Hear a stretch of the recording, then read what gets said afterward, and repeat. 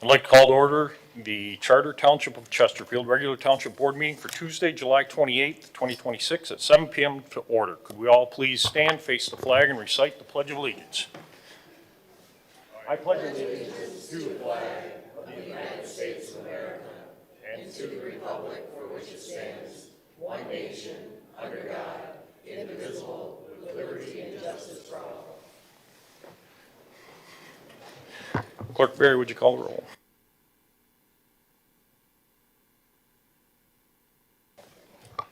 Supervisor Kirsten. Here. Treasurer Elliott. Here. Trustee Anderson. Here. Trustee Joseph. Here. Trustee Hornberger. Here. Trustee Vosberg. Here. Clerk Barry is here. Item 4, the approval of agenda. Supervisor Kirsten will make a motion to approve the agenda with the removal of item 10D. Is there any support? Support. Motion by Supervisor Kirsten, supported by Trustee Joseph. Clerk Barry, would you call the roll? Go ahead, discussion. I didn't, but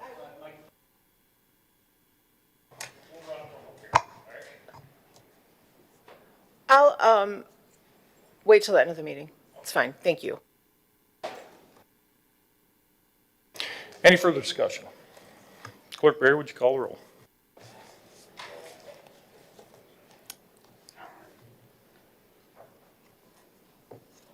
Supervisor Kirsten. Aye. Trustee Joseph. Trustee Anderson. No. Trustee Hornberger. Yes. Trustee Vosberg. Yes. Treasurer Elliott. Yes. Clerk Barry, no.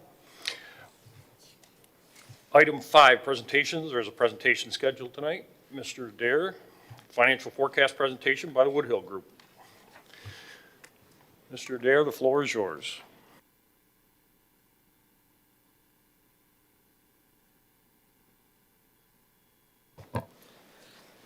Good evening. Bear with me as I'm on the back end of a little bit of a summer cold tonight, so I brought my trusty water. When it's out, I'm probably out too, but I'm going to do the best I can here. I got some cough drops too. So thanks everybody for having me tonight. I know everybody in front of me knows who I am, but for those watching from home and behind me, I'm Steve Adair. I'm a senior project manager from the Woodhill Group, and we do all things municipal consulting in the finance space, including what I'm doing tonight, which is a financial forecast covering 2026 through 2030 for Chesterfield Township. I probably have to go this way, don't I? There we go. So being a finance person, of course, naturally, I reconciled my years of experience in that next slide there. Adds up to 21 years, 13 at the director and deputy director level in 2 different Michigan communities, the rest in public accounting and here for the Woodhill Group.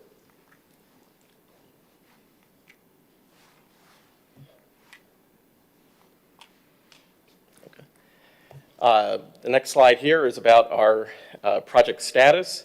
Just as a brief overview, per the service contract, we were to help you out with the approval of your 2026 budget, do a very brief review of that, and we were also to help you out with quarterly budget meetings with each department for 2025 and 2026, which is going well, providing accounting support in general, as well as helping with the annual financial audit. As you know from Dan visiting last meeting, that financial audit was completed with no financial audit findings attached to it. Then we also did the process improvements presentation back in February. And the final item on that list is the 2027 budget, and this is the first stage of that. So every good budget process starts with a view of the entire picture, the whole forest, so to speak, what's happening, not just in the next year you're budgeting for, but down the line, and that's what a 5-year forecast is for. So this is the agenda of what we're going to be going through tonight. It looks like a lot. There are a lot of slides. We'll be moving through them pretty quickly. I will be stopping to ask for questions periodically throughout, so feel free, that said, to jump in as well if something's if there's a question in the moment, I'm happy to stop, but I will be pausing a few times throughout for questions. So what is a financial forecast? It objectively projects future financial performance by estimating future revenues and expenditures for the purpose of guiding future decision-making and planning. Objectively is the key word there.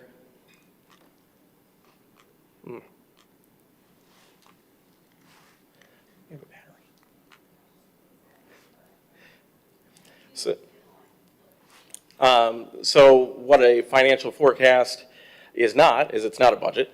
A budget is an authorization to spend. It's not necessarily what ends up actually being spent. A budget is based off of a financial forecast in part because, of course, we do this exercise first, and then the budget really is designed around what we find out while doing the financial forecast. So to define objective, of course, revenues and expenditures being forecasted as accurately as possible based on methods that reduce bias. I'm not working on any kind of agenda or any kind of conclusion where I'm looking for facts to support what I already think. I am instead, there we go. I'm instead looking to best practices for how to build a forecast. And those methods are in front of you now. They are from the Government Finance Officials Association, and they have a whole website built towards how forecasting methods should be used. Extrapolation, of course, an example of that is just simply looking at operating expenses where there's no significant change in service levels being projected. It's just looking at historical data to predict that future behavior. Regression is a little bit more of an advanced topic where you're looking at a variable and multiple dependent variables and looking at how that impacts what you're looking for. Perfect examples, property taxes, where we look at inflation, sales data, which speaks to what the houses are worth. We're looking at, of course, at assessed and taxable values there as well to build what property tax revenue ultimately is going to look like going forward. And then a hybrid, as you might imagine, is a combination of these methods above. Audit fee expenses is the example I give you there. That is a known contract you've signed. We know exactly what that is for the next few years. And then after that date, we look at inflation as well as our opinion of where we think the audit industry is heading.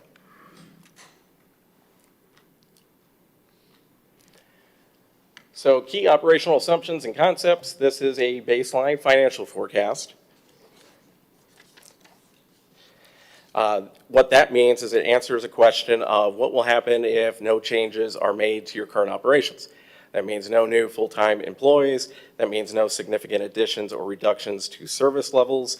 That means no new capital projects in the forecasted years either, other than ones that are really recurring in your operations. Think police and fire vehicles. You need those in order to do the core mission of what you're doing. Same thing for F&O with their vehicles, although those don't show up in capital outlay for your township because those happen to be leased. So those already show up in your operating expenses, but those are in there.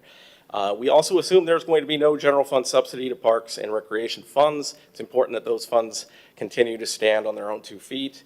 And the scope of this forecast was your general fund and public safety funds.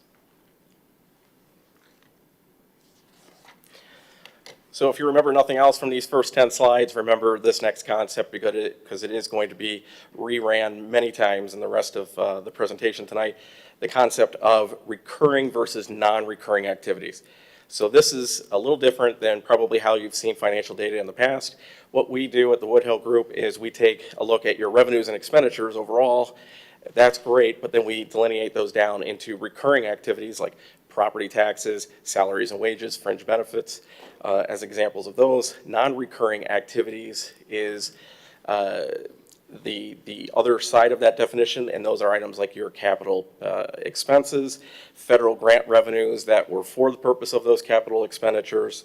The concept here and what you're looking to get to, your goal as a township, is to have recurring revenues be greater than your recurring expenses. So you may have years where you actually have a loss, but if you had a recurring revenue, a total that exceeded the recurring expenses, then you had a situation where you had a loss as a result of quote unquote one-time or non-recurring activities. That's okay. If you have a gain as a result of having, conversely, recurring revenues that are not enough to cover recurring expenses, it's because you've probably done something like sell property or other assets, some sort of big one-time revenue source. Think ARPA funding back when that was going around, that kind of covered what was otherwise a shortfall. So you're actually prioritizing making sure that, one, that we see it, that it's visible with the schedules we're going to show tonight, but then two, that as an organization, you make sure that you can cover your recurring revenues with your recurring expenses. And most importantly, not cover them to the point of getting that number to zero, but actually getting that number well above zero so you can use the surplus to fund those one-time expenses into the future, whether that's future capital projects or simply putting the money into fund balance until a later date.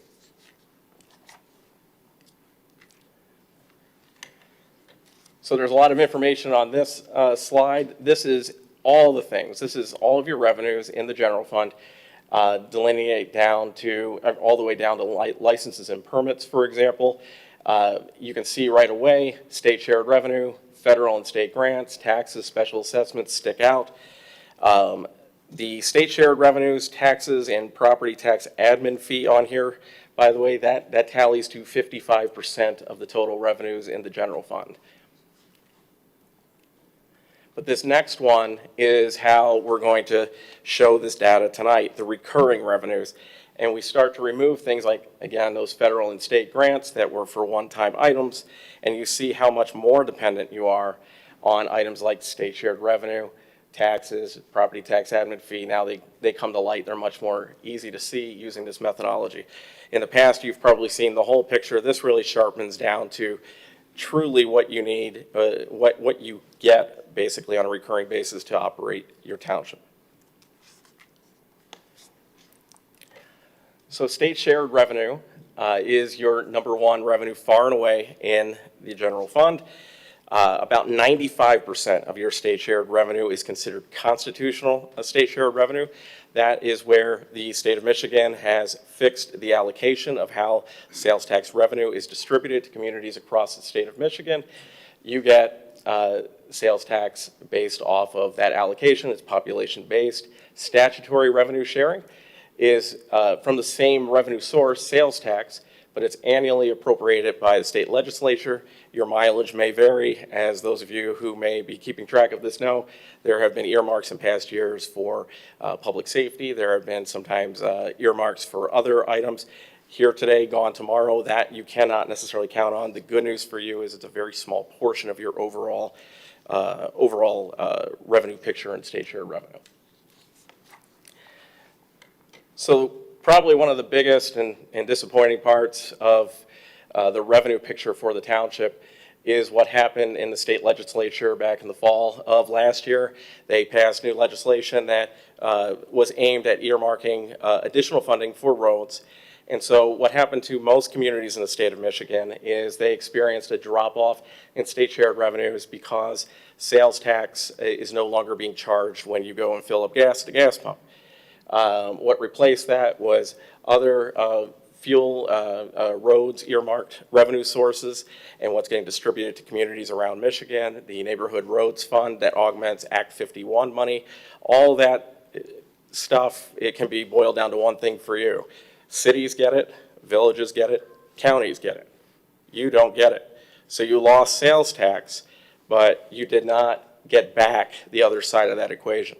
So townships like Chesterfield experienced a one-time dip in state shared revenues that's occurring right now. You're on track, and this really does depend. Right now, economists at the University of Michigan, the state of Michigan, have done what they call a revenue estimation conference that they just had in May, and they said, well, this is what you're on track to lose right now. This could turn out to be better or worse depending on how sales tax collections go, but ultimately you're looking at about a 9.2% drop in this fiscal year. After that, we project that you'll head back up again. That's a good thing, but the damage is done, as you can see. It'll be until 2030 until you regain 2025 levels of state shared revenue. That's a pretty large loss. To go to the next slide here, about roughly $480,000 projected decrease between last year and this year. But over the range, if we assumed normal growth in state shared revenue, over the range from 26 to 2030, that's a $3 million loss to the township. And it will accumulate throughout the future as long as there's no action by the state legislature to help out townships like Chesterfield. Yeah, it's bluntly one of the biggest impacts in the general fund forecast, because regardless of what you do on the expense side, you're out $500,000 right away. Property taxes are next. They are a distant second in the general fund, the state share revenue on revenue sources. For those who don't know how property taxes work, this is a very brief primer. I won't go into too much detail, but the concept here is that townships levy taxes on real property.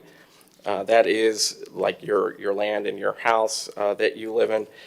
Your personal property, that is commercial and industrial equipment, machinery, utility company equipment, all the way down to small business office furniture and equipment.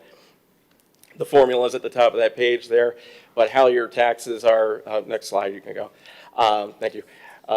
Market value is what your house would sell for in the current market. So if we use this as an example, $300,000, what your house would sell in the current market, assessed value would be half of that, so that'd be $150,000.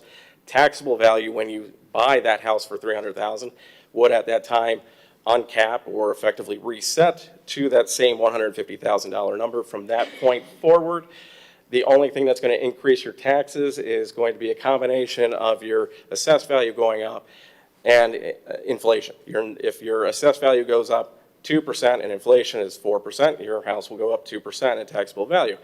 If your assessed value is 10% increased and inflation is 4%, it will only go up 4%.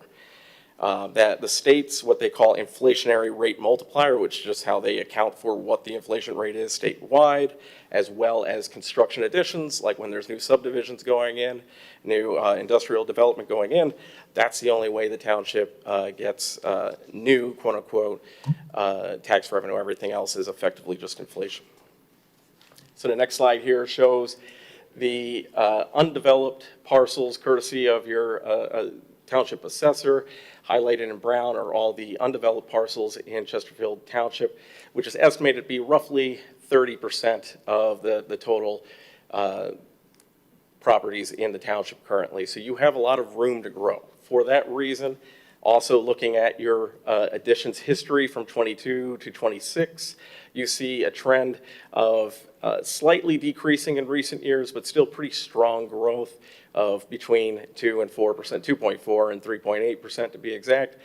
So it's a very safe expectation that going forward, you should be able to experience 2% growth per year. Ultimately, again, it's about inflation and additions combined. So when we talk about developing an assumption that is at 5% in this case, we're getting there with 2% additions, 3% inflation. If inflation drops rapidly and we get to a world where we're sub 3% for sure inflation and just above 2 or something like that, then you might say, well, does that mean my tax revenues will be less? More than likely, because of shrinking inflation, you'd also have lower mortgage rates that come with that, and more demand would be met by the market because of more affordable mortgages. You end up with likely more growth. So we play this game that ultimately seesaws back and forth, and when the forecast models were being ran out and I was looking at them, we were looking at 5% pretty consistently through most of the term of the forecast, because there's a lot of room for growth, a lot of development, and the township, of course, is doing a lot of projects to expand sewer and water infrastructure in the township, so it seems like we should be able to meet that. Property tax admin fee is next. Townships are authorized to collect a fee of up to 1% of the total collections. Such fees must be dedicated solely to the property tax function, as we discussed last year during the budget, making sure that we're only collecting up to the amount of actual expenses that we project that we're going to be having. That's why the township did a 0.8% property tax admin fee in order to account for a conservative estimate there on expenses.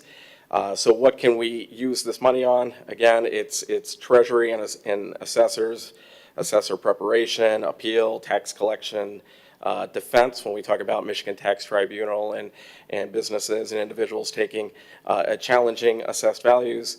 Those items can be funded with this as well. The total for 2026, to note here, $771,000. That's all new revenue in 2026 to the township. On the next slide here, you see a letter from the state of Michigan that was issued in 2008 to communities, including Chesterfield around the state, stating that you should be levying this in order to defray your cost. So this is why you saw me come in last fall and say, we should probably be doing this because, again, these are resources as we go on and talk about the rest of the forecast. These are resources you have the right under the law to levy. And if you decide not to levy them, then when things take a bad turn, like say state share of revenue goes down $500,000 in 1 year, you have less resources now because you haven't been levying this all along.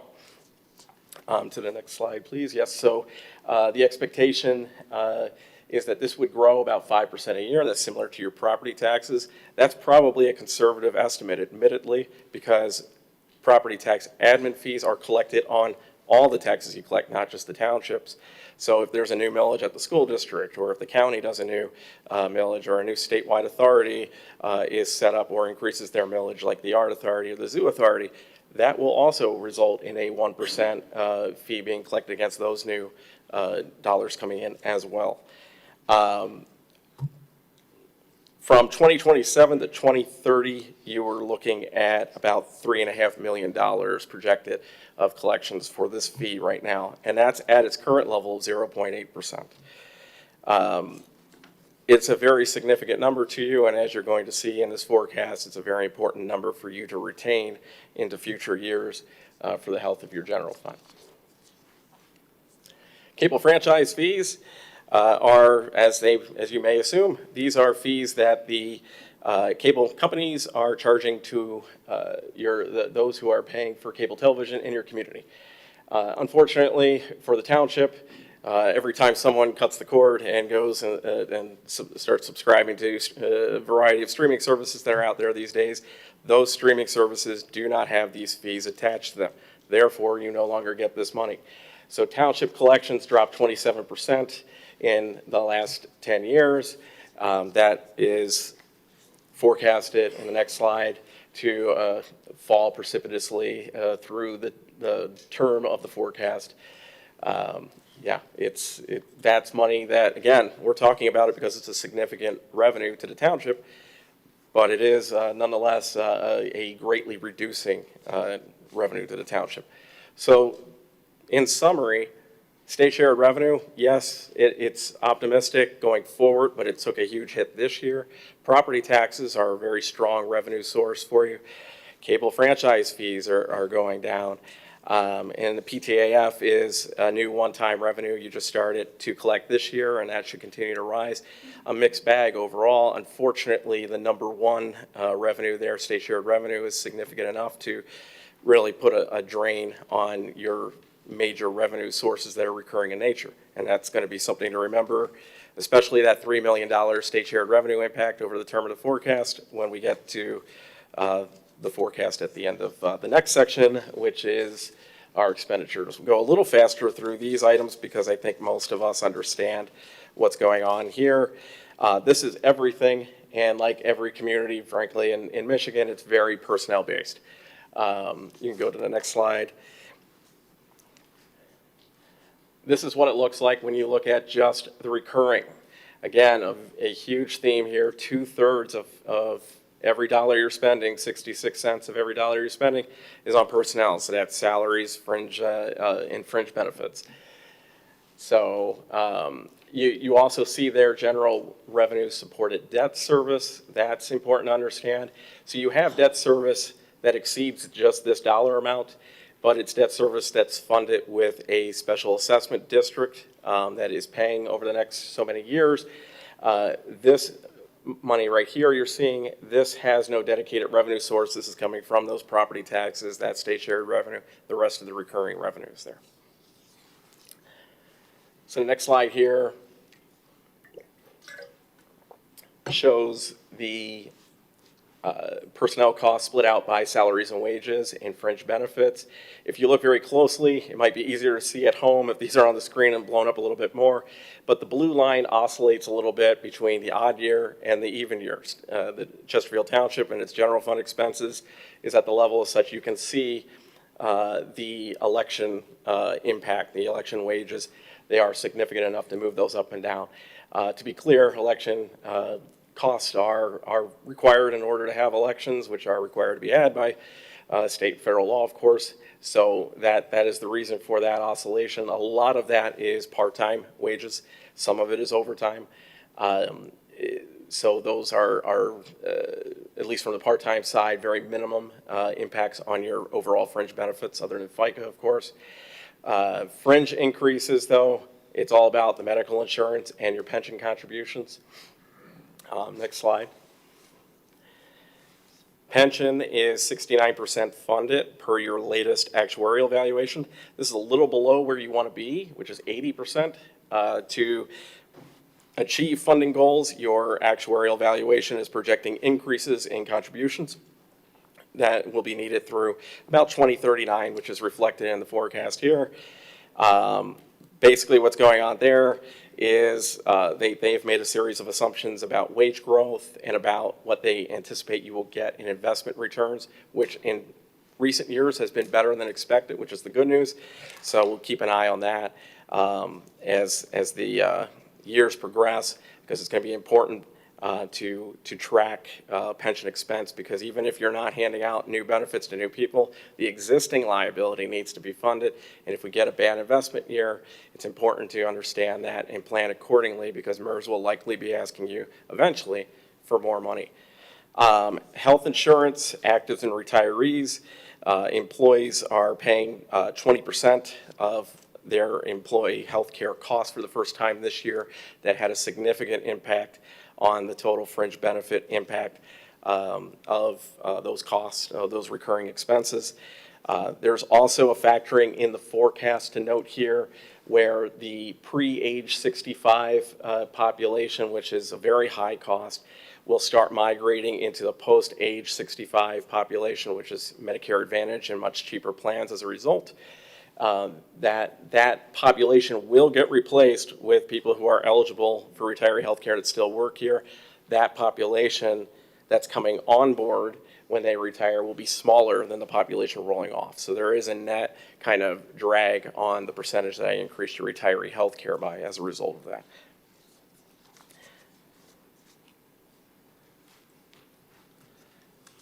The other expenses column is made up of all the rest of the things, everything from contractual services there. You see the chart all the way down to insurances. You don't own roads like we talked about earlier, but you do, of course, share cost at times with the County Road Commission. And so you see that number in there. It's all the things. The big ones for you, contractual services and repairs and maintenance. Contractual services are your software subscriptions. Software subscriptions, the SaaS model as it's called, is becoming pervasive throughout all industries, including government. Those costs are exploding. Professional services for your auditors, your IT, myself, frankly, a finance consultant, communications consultants, those are all in that line item. Outsourced special projects such as tax bill printing, for example. Those are all items that $1 million makes up. You'll be happy to hear. Obviously, with myself and the communications consultants contracts ending at the end of this year and not being planned to be renewed, that line item is looking to drop off a little bit. Next slide. When we go to repairs and maintenance, however, a little bit of a different story. One of the biggest items within repairs and maintenance is building and grounds maintenance.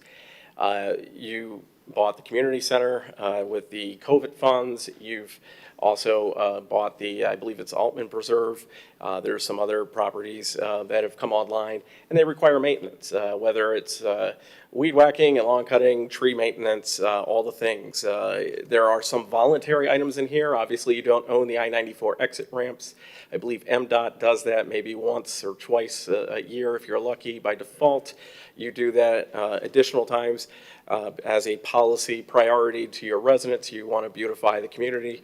That's a choice, but that is the outcome of that, is those costs rising ever so slightly each year, and it builds up. Next slide. So now we're ready to talk about the general fund forecast. So as a reminder, it's a baseline forecast. No new employees are forecasted. No changes to services are forecasted. No capital outlays other than those that are in process. Anchor Bay is in process, so that's the big one that you'll see in 27 still. And no general fund subsidies forecasted. Parks. And before we go to, well, that's fine, we can go to the next slide. Are there any questions on anything I've talked about on revenues and expenses thus far? Okay. So what you're looking at here is the first half of the general fund, the recurring activity revenues. On the top third of the page there, and the bottom third of the page is the recurring expenditures. The trend you'll see there is that in 2023, you started out with a surplus. The years before 2023, you also had a surplus. That, again, is the goal. You take, for example, in 2023, that's $720,000. You take it, you use it down below on non-recurring, or you put it into the fund balance. This is where you want to be. This is where you want to get back to. What happened in 2024 was the onboarding of the 2023 capital improvement bonds that were used on the Anchor Bay project, as well as the municipal building, and that had a big uptick in debt service in 24, and then again in 25 when the full year of payments came on board for the first time. Look, I mean, it's debt service that is a significant increase. You're paying for it with this with these recurring revenues that aren't doing so good now, but even when they were, you can see what the margin was back in 2023. There's just not an availability there, and that's one of the biggest causes of where we are now. But if you look to the bottom line of that change in recurring operations, that's not all of it. There's other items too. Wages are increasing 4% a year. We just talked about state shared revenue, your number one revenue in this fund, taking a $500,000 hit. Your wages are going up 4% every year. Election costs need to happen every even year. You also have everything from office supplies to other operating expenses in general going up on this forecast somewhere between flat, because there are some areas where it doesn't look like we're having much increase in cost at all, up to about 2.5%, depending on what the expense is. The number one thing to remember from this, because I know this is a wall of numbers, is one, you're upside down in your revenues. You don't have enough revenues versus your expense. And two, you clearly can't grow out of this. The taxes are going up. State shared revenue after this year starts going up again. This isn't doom and gloom. It's just the reality. And the reality is that the township needs to start thinking about making some changes. I will be very clear about this next part, and I want to make sure this is stressed. You are not in fiscal distress right now. If I was doing this presentation in 2029, you would be in fiscal distress at that time if this was the first time we were learning about this. You have time to reverse course. You have fiscal strength, as Fitch has rated you AA+, on the basis of your diversified economy, your strong tax base, the fact that you have a strong level of reserves. This is why you need those reserves for a moment like this. You have time to turn it around before it becomes a fiscal crisis. So what I am deeming this, what I am calling this is truly an inflection point for the township. You have two paths in front of you, and you can go in one direction or the other depending on what happens next. We can skip to the next page. Yep. And here's what the effect of the non-recurring activities are. You see the change from the non-recurring activities, generally positive in the first years. That was because of a combination of the bond proceeds that you received, which is what you're paying back now, as well as some of the debt service. You may notice it's called special assessment debt service in the expenses, and then there's special assessments in the revenue section. A lot of those special assessment revenues were for the blanking on the name of it now, the North Bay, I believe, Industrial, thank you.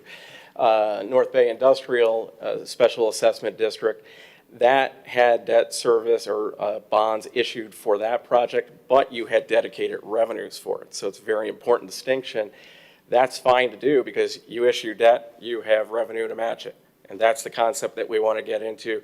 Certainly going forward, we obviously have no capacity to issue debt without a matching on new revenue coming on board behind it.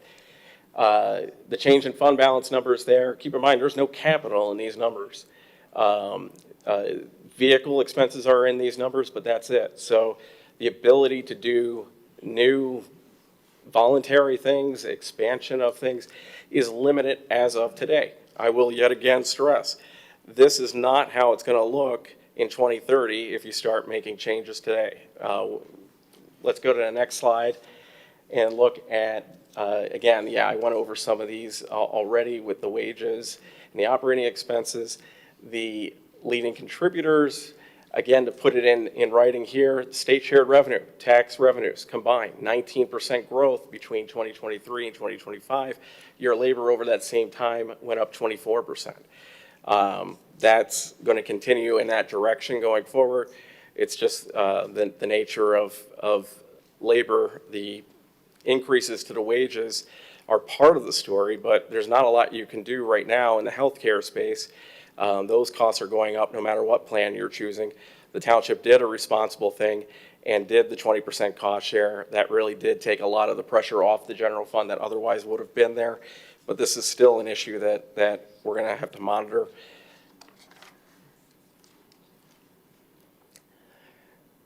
So ultimately, the revenue opportunities are clear to me is that, you need a combination of both. We're going to have some abilities to talk as we get underway here for the budget season, but we need to talk about increasing the property tax admin fee to the full 1%. We need to talk about a Headley override next year, which would raise an additional $675,000 approximately. As you saw from the shortfall, that's only part of the equation. We can't just increase revenues out of this. It's going to require some expense reductions as well. And the number one item on that list, although it won't help recurring expenses, is worth noting, reducing discretionary non-emergent capital spending. So there has been examples of those coming before the board the last couple of years. Now is the time to rein that in. Reducing labor levels through buyouts is another way. In the general fund, unfortunately, we always want to go to, well, we can do a hiring freeze or we can just not fill vacancies. There is exactly one vacancy in the general fund as of today, and it is the finance director position, which you should probably fill. So you don't have a glut of budgeted but unfilled positions in the general fund that we can lean back on and say, do we really need those? Because that would be my number one recommendation otherwise. So the next stage is this again. You have strong reserves. You use them to reduce your labor levels. Again, there'll be more items coming in the future weeks. I'm also going to be reaching out to some bond financing professionals about potentially seeing what the rates are and what the potential is for refinancing, refunding your long-term debt from 2023. Right now, you have front-loaded bonds from an interest standpoint, meaning you're paying 5% right now on the bonds that are maturing today in that 2023 capital improvement range. They're ranging from 4 to 5%. So there might be some refunding opportunities there, and I want to make sure we check on that too to see if that's an opportunity for you. Are there any questions about the general fund before we move on to the public safety fund?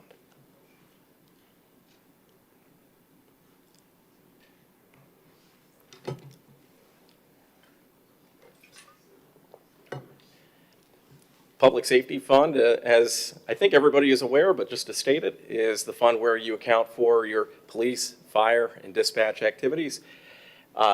As you can see, no matter how you cut this, recurring or non-recurring or everything included, like here, it's overwhelmingly funded by your special assessment millage, 91%. We're not going to go over, you can go to the next slide. We're not going to go over property taxes in detail again. Just know that the special assessment millage max levy is 10. You're currently at 7.95, and we're projecting 5% forecast through most of the forecast, 4% in 2030. The only other difference to note, obviously only levied on real property like it says there. Obviously your operating millage is on both. The next source of your major revenues there are service agreements. You have a contract with New Baltimore for dispatch services and a contract with an area school district for a school resource officer. Both contracts are projected to continue through the term of the forecast, and there's a modest increase per year forecasted for those.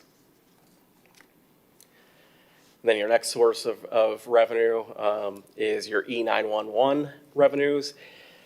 That is based off of every time you get a cell phone bill, you see all those surcharges and small little taxes at the bottom. You have a state technical charge of 82 cents in Chesterfield that you're paying, and Macomb County levies a 42-cent per line county surcharge. So every time you get that monthly bill, it's $1.24 that you're paying towards this. That ends up back in your community. Two factors can change this distribution amount. Obviously, the number of cell phones in the community, as well as the County Board of Commissioners either doing a ballot initiative or taking action at a board meeting to change the county surcharge depending on how much it's for. It's projected really to have a very small increase through the forecast period, reflecting the fact that cell phone usage is fairly saturated. It's basically tied to population growth there, and so we're saying 1% increase there per year.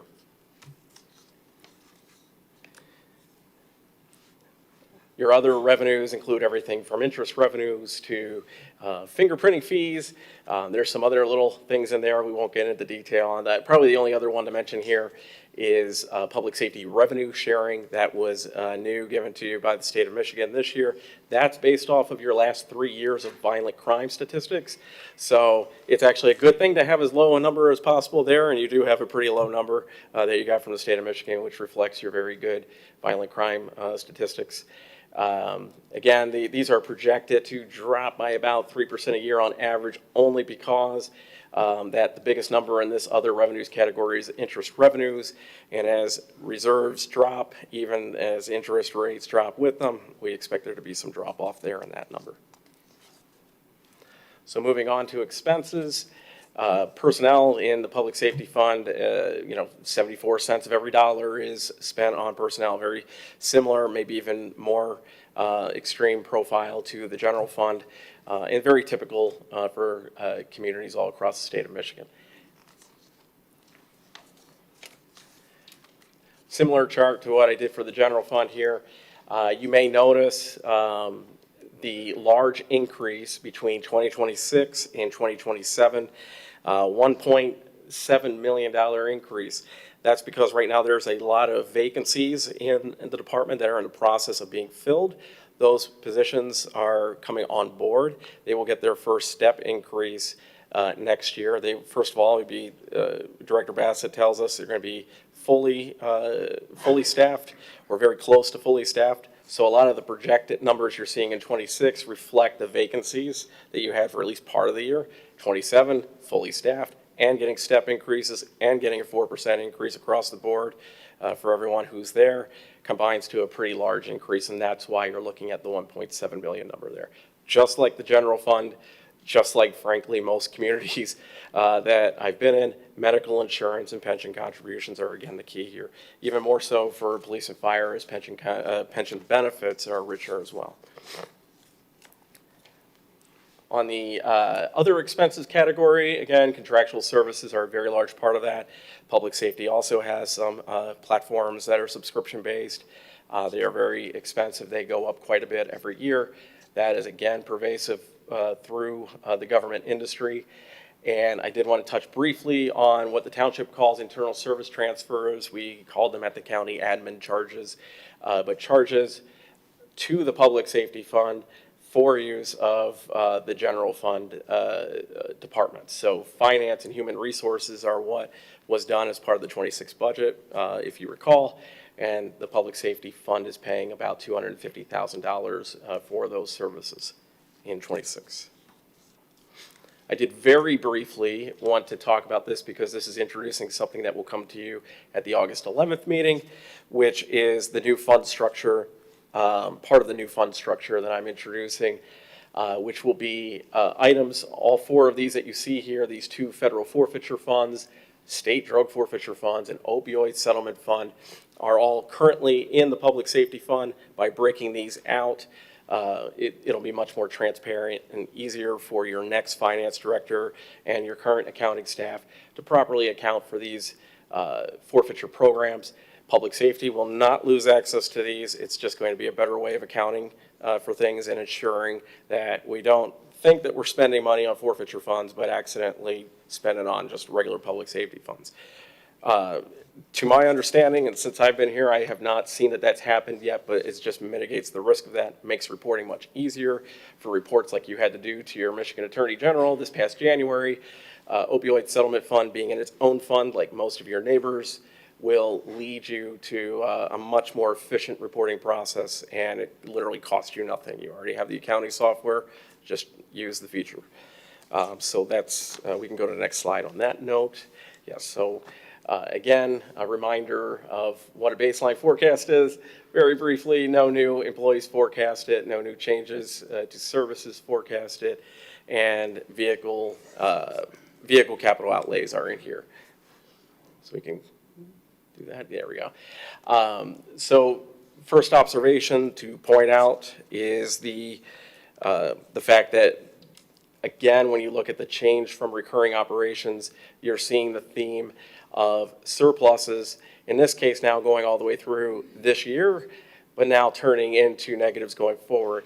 A big driver of what caused that, we already went over with personnel between 26 and 27.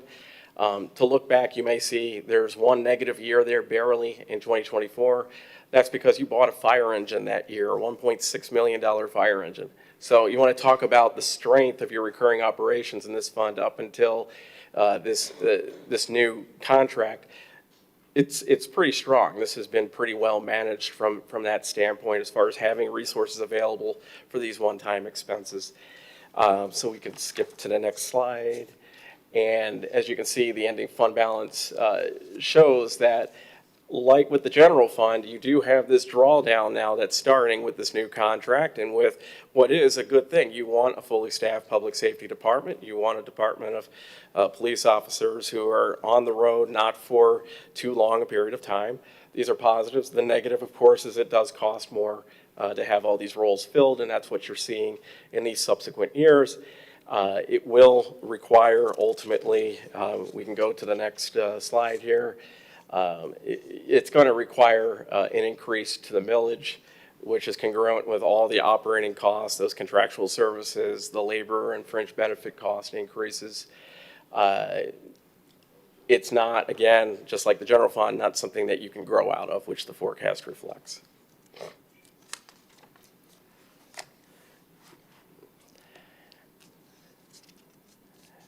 Again, to reiterate, in my opinion, this is more of a revenue issue. You have a choice to reduce personnel and work everybody with extra overtime. How sustainable is that? So the alternative is you need to increase your special assessment millage.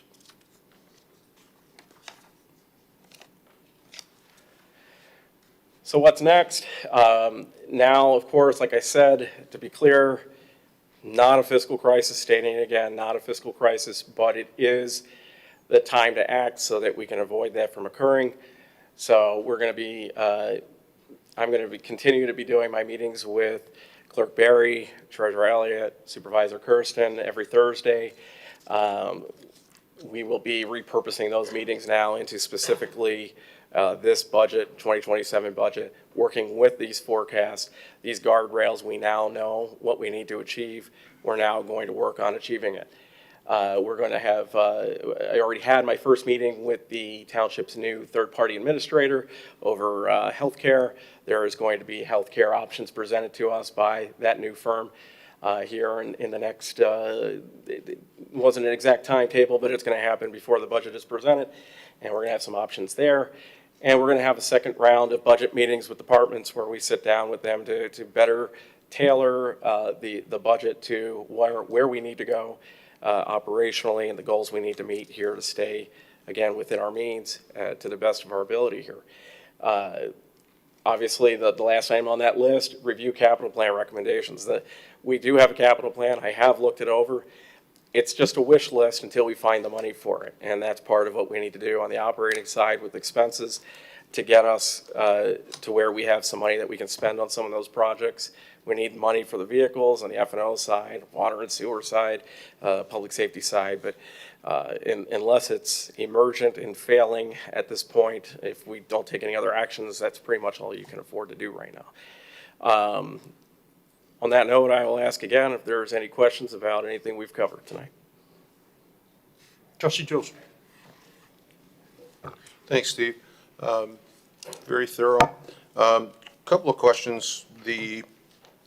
I guess I could have spliced them in there when you took a break and asked, but the administrative fee that you talked about, one of the things that we heard from the state when we were complaining about the chop in state revenue sharing was, well, you're not doing everything that you can as a municipality to, collect revenue, and the administrative fee obviously is one that a lot of municipalities. Do you happen to know offhand how many neighbors collect the administrative fee from your experience? I don't have an exact number I could quote you here tonight, but there are many communities that do. There are some that don't. Chesterfield was not alone, to be fair, but it's definitely something that quite a few communities do levy the full 1%. They levy the full 1%, which is the state maximum. Correct. But one of your slides contained what you can spend that money on. So staff salaries for Parks and Rec isn't something that you could take out of the administrative fund. That's absolutely correct. Yes, so that has to be designated for tax collection related expenditures. Right. This isn't something that you can just collect and spend wherever you want. It's not part of the general fund. It's an earmarked administrative, that administrative It does fee. get accounted for, to be clear, in the general fund. Sure. But it is restricted for use of effectively operations that happen in the treasurer's and assessor's office. Yeah. Related to property tax collection, and like I had mentioned, assessments, assessment appeals. It definitely has a restricted source. As that letter said that I included in the slide, it has to be used for those items only. Yeah, and the connection to, we had recently an unfortunate incident where staff had their personal addresses listed, and of like some of the criticism that was associated with that was, well, that's where our administrative, the tax administrative fee went to all of these, bloated salaries. It's just factually not accurate and wouldn't even be legal, the way that it's structured. Yeah, I had prepared a work paper as part of the 26 budget, which landed us at the 0.8% out of abundance of caution, because the township, and this is unique to, not unique to the township, other townships and communities around Michigan do it too. The township does enter into agreement with school districts to receive money from them for the same purpose. So just like we wouldn't get 2 grants from 2 different sources and kind of double dip, as they call it in the grant world, they also call that illegal. You would not do that. Same thing here. We don't want to levy PTAF, or property tax administration fee, for expenses that we're already covering with school district admin fees that we're receiving from that other source. So we actually accounted for that, backed off that projected amount, which I believe was higher than what it ended up actually being. We will do that exercise again. Yes, I'm saying to increase it to 1%, but we've got to make sure that we can actually do it for 1%. I think we can. That's why I said it. We will validate and make sure of that before we finalize, because what is that 1% based off? Well, it's going to be based off of ultimately what you have budgeted and what you believe your legal liabilities are going to be in the upcoming year. So that is a very important distinction here, is that we're not final with those projections yet. The other question I had for you was the increased revenue associated with the administrative fee really doesn't offset the forecasted reduction in revenue comprised of two big things. One, state revenue sharing, which I thought you said projected at somewhere around $3 million through 2030. And then the cable fees, in addition, were a substantial reduction year over year. We're not even close to offsetting those with the 0.08%. Just to be neutral, we're still upside down. Yes, I mean, when you're comparing to recurring expenses, you're not Yeah. going to make that back up with that alone. I want to make sure that we're very clear, though, revenues overall in the general fund are increasing. Sure. But those specific ones you just talked about, yeah, I mean, obviously the state shared revenue is a massive one-time drop. It does increase after that, but yeah, the $3 million loss over the course of the forecast, the cable franchise fee is going down very much. Yeah, the PTAF is really, when it was put into place, the thought was it was new money to help cover some of the gap, not necessarily lead to hoping to replace, revenue that we were already counting on before the state budget was enacted. Sure. Last question was primarily directed at the public safety fund. So we levy 7.95. We actually have our public hearing, our annual public hearing tonight, where Director Bassett's going to talk about what that nearly 8 mils does. The question that I had for you was kind of similar to a question that was posed as it relates to the enterprise fund in the water department. We levy the 7.95 mils based on what we anticipate the expenditures from last year and what we're projecting for next year as establishing that rate. What is the formula that's used, or if there is one? Because I noticed on your slide, as you project out to 2030, there's still $2 million. Obviously, it is reduced because we're projected to have greater expenditures than revenue over the course of the next 5 years. But we're still at a $2 million, assuming all of the same status quo and we're fully staffed. We're still at a $2 million revenue fund balance. Fund balance. What should we have in that fund balance as a healthy fund balance? Is there a formula that's used for 6 months of expenditure, 6 months of revenue? What is the number that we should be assessing to keep a healthy fund balance? Yeah, so your fund balance policy that I recommended to you to pass, 15% is what you're looking for of your total expenses. Doing it this exercise, we could say 15% of roughly $25 million. So yeah, not enough is the answer to that question. And remember, this analysis was really done to help narrow in on the recurring activities.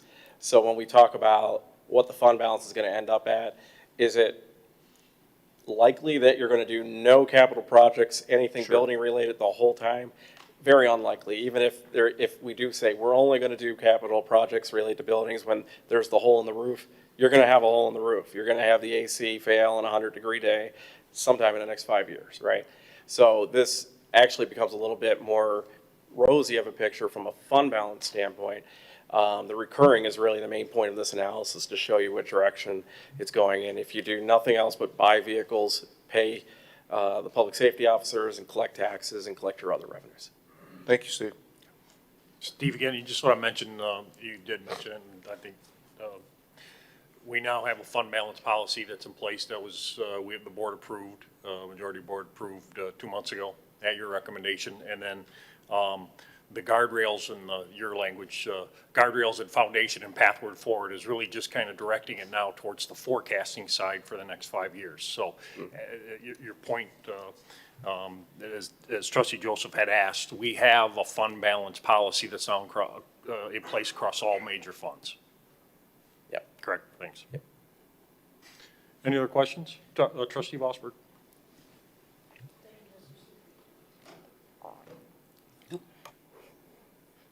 Thank you, Mr. Supervisor. Thank you, Steve, for the report. I don't recall ever having that comprehensive of a report for that many years out, so I appreciate that.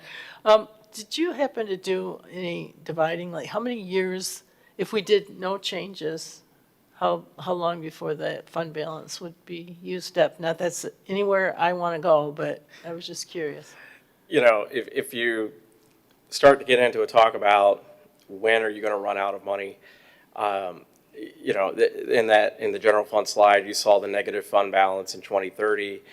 The chances of that happening, like you see in that forecast, is slim to none, because there's folks up here, there's folks at these tables back here who are very good at what they do, and they're going to find solutions. I'm going to help them find solutions too during the rest of the year that I'm here. And we're having this conversation tonight, 2026. You have plenty of time before you get there. So, yeah, as far as when you're going to run out of money, I would point you to the forecast as a... Never. I mean, I would say we would never run out of money. We're not going to let it happen. Yeah, there's going to be actions taken. You're not going to get there. Sure. Then as part of that is there seems to be, our costs are increasing at a higher rate than our revenue. That seems to be a recurring theme in personal finances as well over the past few years, and looking forward, it seems like that will be the same thing as well. I don't have a solution for that either, but it's just we all have to tighten our belts and continue being responsible and looking at for more ways of being more responsible than we were the year before. So Yeah, we need to raise revenues. We need to cut expenses. It's really going to take both to solve this issue.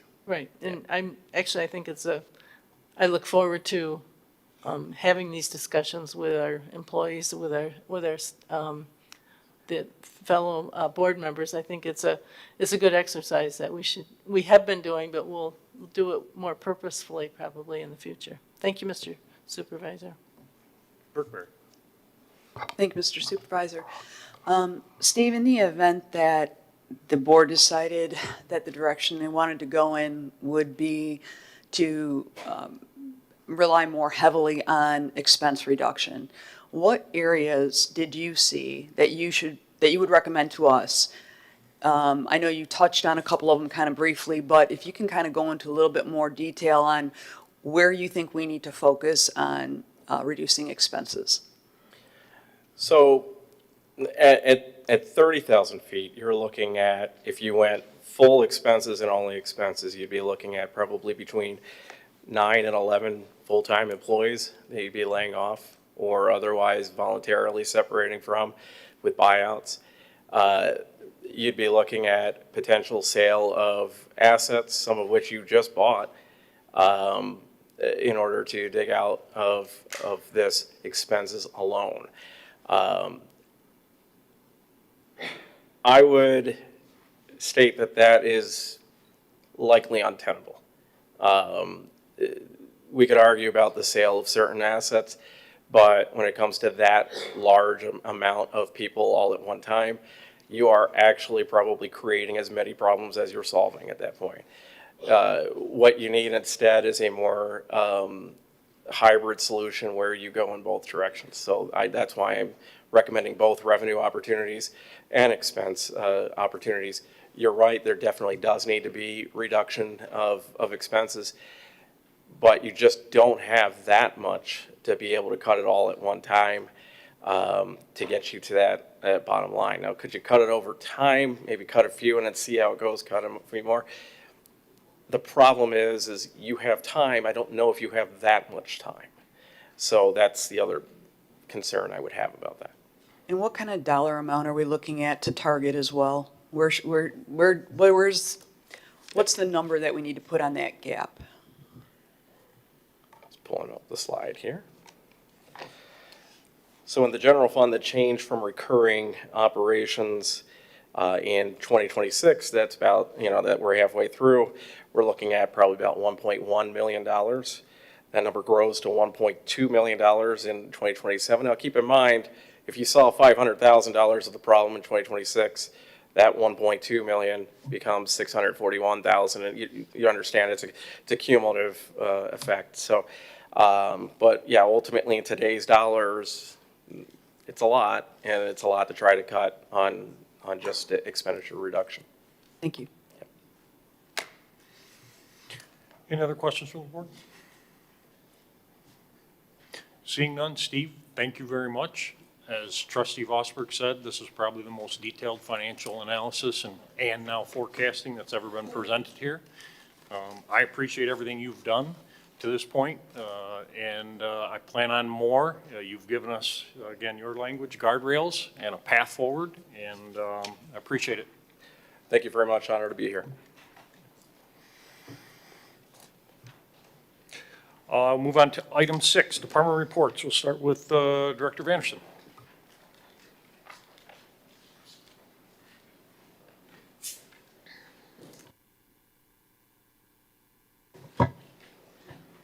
Hi, good evening.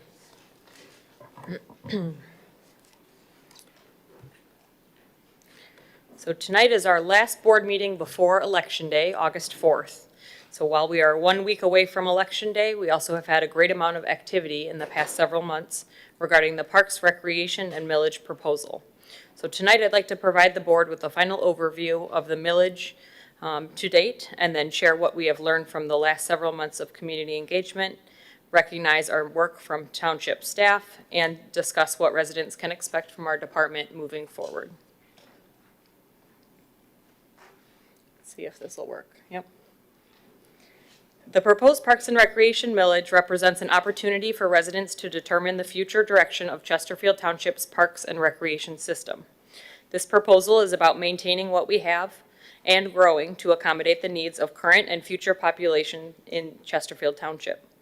A dedicated funding source marks an opportunity for direct investment into current facilities and a chance to bring the needs and wants of our community to a reality through development of park spaces. The millage creates the ability for residents to share their voice on what the future of Parks, Recreation, and Senior Services Department will be in years to come. Are you hitting it? Thank you. I'm trying to make sure I'm not double clicking. Stepping back to the basics of the millage proposal, I want to walk through what the proposal means to voters and what they can expect to see on their ballot. The ballot actually reads as a question where voters decide yes or no. Should Chesterfield Township residents be taxed the 10-year levy for up to 1 mil dedicated to Parks, Recreation, and Senior Services? The Township Board will vote each year on the dedicated millage amount based on current funds, planned projects, and resident input should it be approved. This funding remains in Chesterfield Township in a separate fund that cannot be combined with the general fund dollars. So revenue from the millage would be used for parks and recreation purposes to provide a funding source for long-term planning projects of those facilities and parks. More information on this and what it means for each voter can actually be found on the Township website. Residents can calculate their amount that they would be taxed annually, as well as find specific information on the millage information that has been published. The plan for the Parks and Recreation millage proposal has been maintained throughout the conversation. Residents will see improvement in several different categories. First, the Chesterfield Township Community Center will have improvements to the building itself and expansion to include a gymnasium and indoor walking track. So that's expanded use of multi-purpose space in the building, which will enhance the programs and possibilities for that building. The establishment of Connie Bowles Park. So that's a piece that's at 25 Mile and Gratiot, currently just land, but it will be developed into a multifaceted park, hitting several different generations. Pollard Park revitalization, which will include sports fields and drainage throughout the park. Connectivity and dog parks are also on that list of projects that can be expected to be seen. Dedicated funding allows the township to plan responsibly years ahead of schedule instead of reacting to maintenance needs as they arise. Looking through a lens near the end of this informational campaign leading up to the election day, we're able to provide many avenues for feedback on the projects, as well as smaller projects that could be attainable early on. So over the past several months, the department has worked to ensure residents have multiple opportunities to share their ideas. We engaged with the public through community visioning sessions each month, public surveys, community events, online feedback, one-on-one conversation, and outreach to different businesses and organizations. There were many areas where a specific item was wanted, so identified by the residents who we were in touch with: pickleball courts, dog parks, biking trails, family events. These are a couple of the items that our residents were specifically looking for. Across all engagement opportunities, several themes were consistently emerging. Maintain what we already have to continue improving existing parks and facilities. Expand recreation opportunities for children and families. Improve connectivity through pathways and trails. This one was not only within Chesterfield, but also connecting Chesterfield to other spaces as well, so other communities. And then preserve the natural areas while adding new amenities, and continue investing in parks and facilities that serve every generation. Again, one of those themes where several generations working together or wanting the same space used in different ways is what we heard. Perhaps most importantly, residents consistently expressed the pride in Chesterfield Township and a desire to continue investing in their community where they live. The current funding will not allow for these incredible ideas to come to life. With only a small portion of tax dollars staying within the township, there's not a clear picture of a reliable funding source for these long-term projects. Dedicated funding source for capital projects solely for parks and recreation will make a large impact on the recreation opportunities for our residents. It is important to note that none of this work happens because of one individual. This is a team effort. Our information campaign over the last several months has showed the culmination of effort from staff in many different departments throughout the township. I do want to give tremendous appreciation and gratitude to the staff members who worked through this process. The idea of a Parks and Recreation millage is years in the making, not something just brought forward for this year. Behind the scenes, plans have been in motion to bring us forward. In an effort to spread the word of the Parks and Recreation proposal, we also had volunteers from our community offering hours of help to spread the message that this opportunity was available for Chesterfield Township residents to vote on, again, on August 4th. No matter the decision of the voters, it's important to know that the true information is shared for their decision-making. We'd like to recognize not only staff members, but our commission members, volunteers, community partners, and the township board members who helped in this process as well.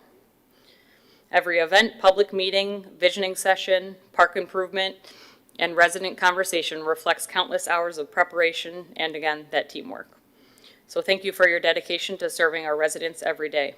I also want to thank the residents. Whether someone supports the proposal, has questions, participated in a conversation, that engagement has strengthened our planning process, and community input has helped shape priorities that reflect what residents value most in Chesterfield Township.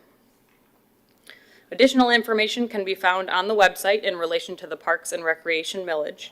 Following our department on Facebook is also a great way to hear what current events and programs we have coming up and stay in tune with what our department is up to. While we are 1 week away from the election, we are also 2 weeks away from the fall registration day. That begins at 8 a.m. for Chesterfield Township residents on August 11th. This is for programs occurring from September through December of this year, so I certainly invite you to join us in a number of activities for all ages this coming season. Looking beyond Election Day, and regardless of the outcome, our commitment remains the same.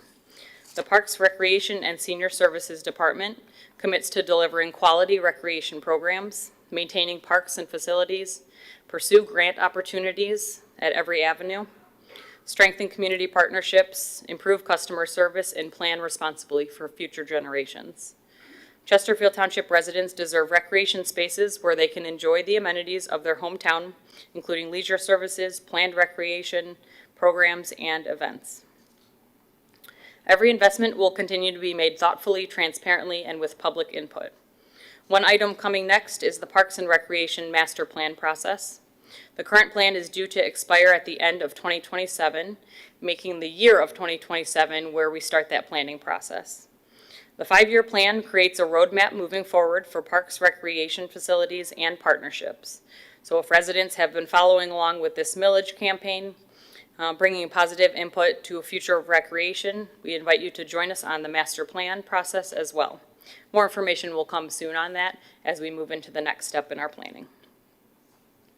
Over the past several months, we've had the privilege of hearing from hundreds of residents who shared their ideas, hopes, and priorities directly with our Chesterfield Township staff.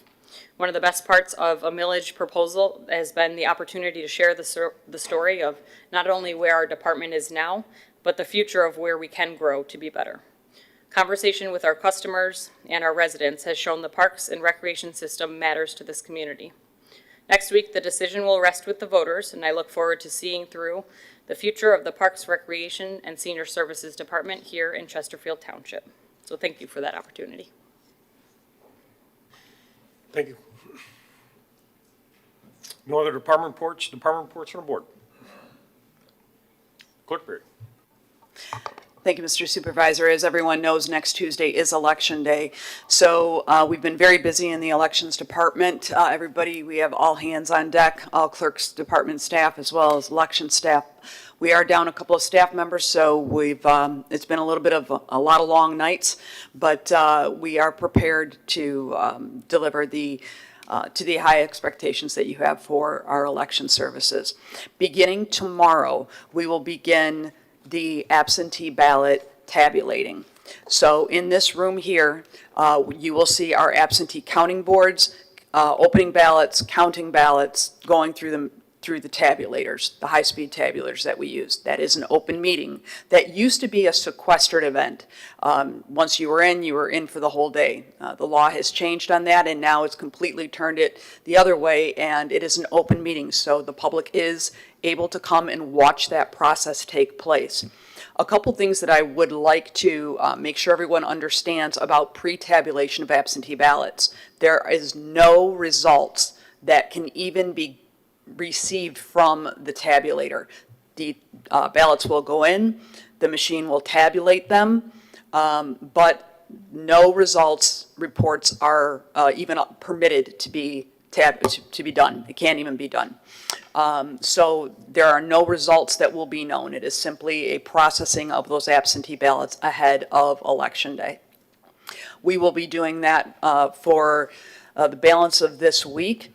We do publish the times and dates for that. If you are interested in observing that process, please feel free to contact the clerk's office, check the website, and it will give you the times. It's generally from 10 to 4. And I encourage everyone, if you have an opportunity and you're able to, come and observe that process. Ask questions. We're happy to answer those questions for you as far as what you're seeing and how they're processing those ballots.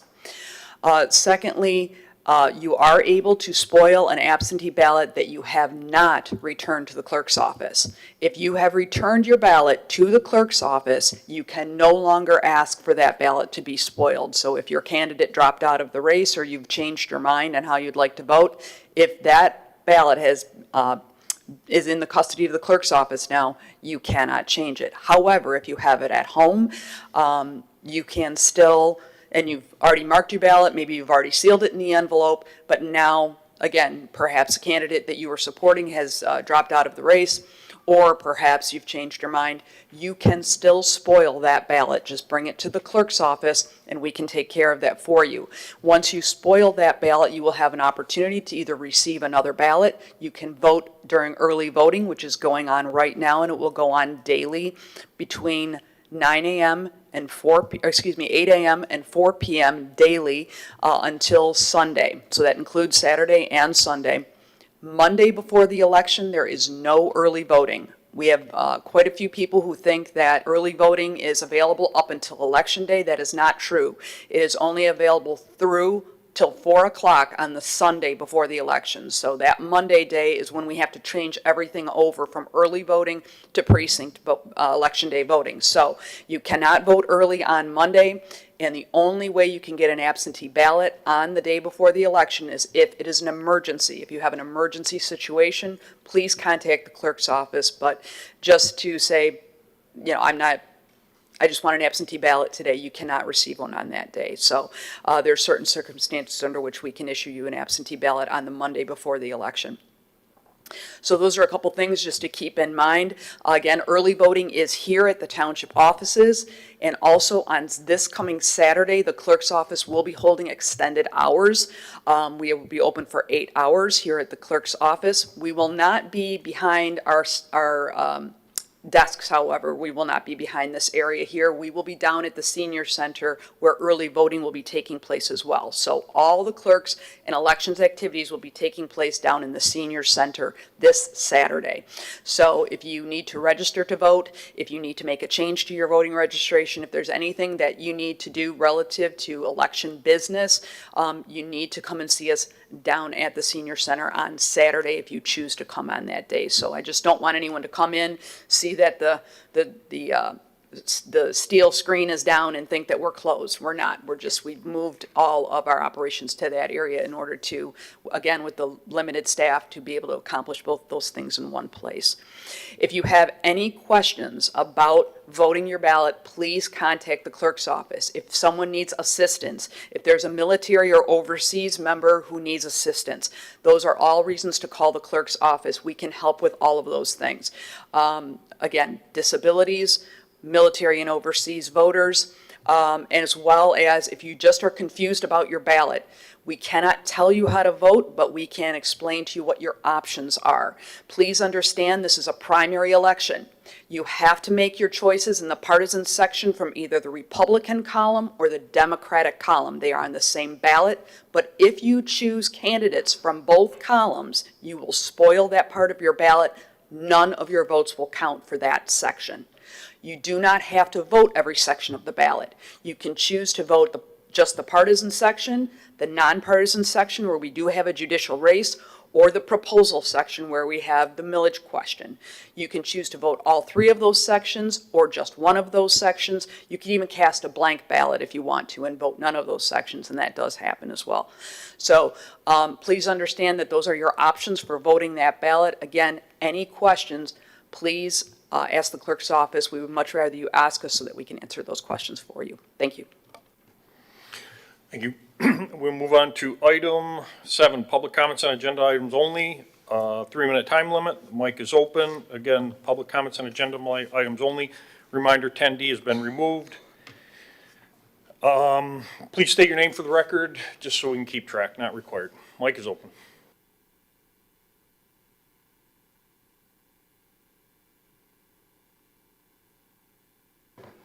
As I say, is this thing on?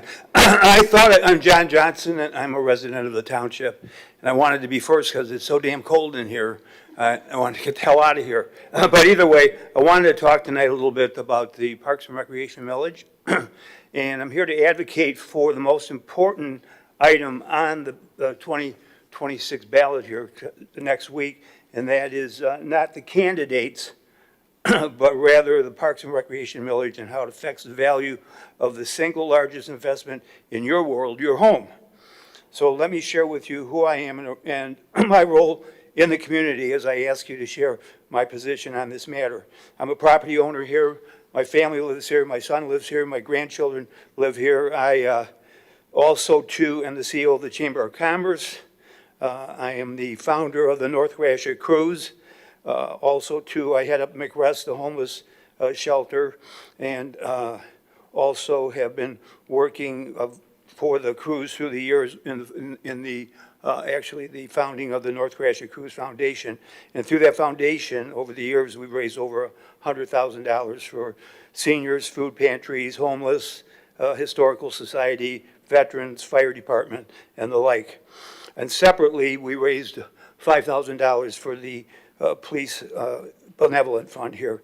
But I tell you all that by way of the fact that I want you to know that I'm invested in this community. And as I stand here today as a resident and a property owner, that I take this matter very seriously. And I really believe that the Parks and Rec millage is a long-term investment in your properties here in the township. And in particular, what I would say is I come to United as a committed citizen, asking for your trust and support on a very important matter, Parks and Recreation millage. We're at a crossroads with this community becoming not just becoming another average suburban ring community, but rather something greater than that. This is about senior programs, youth programs, a sense of community, tranquility, and refuge from our day-to-day lives in concert with nature, and even jobs as businesses look at our community. In fact, I was listening to the presentation here just at the beginning as to the growth of the community, and I really believe that having a great parks and recreation system will lend toward businesses transcending and wanting to be part of Chesterfield.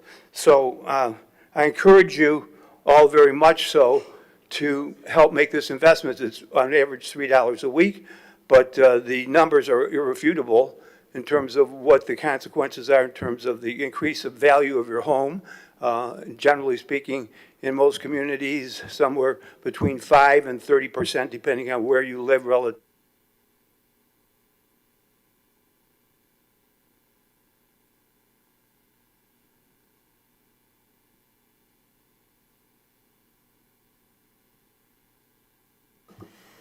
Any more public comments? Move on to item 8, the consent agenda.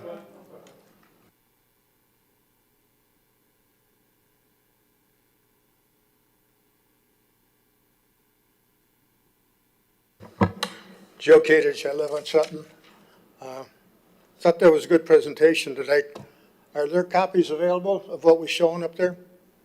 Can we get a copy? And also one that, whatever happened with the financial audit? Pardon me? I didn't hear you. Turn your mic on. This will be published. How about the audit? It's already been posted. The audit's already been posted. Okay.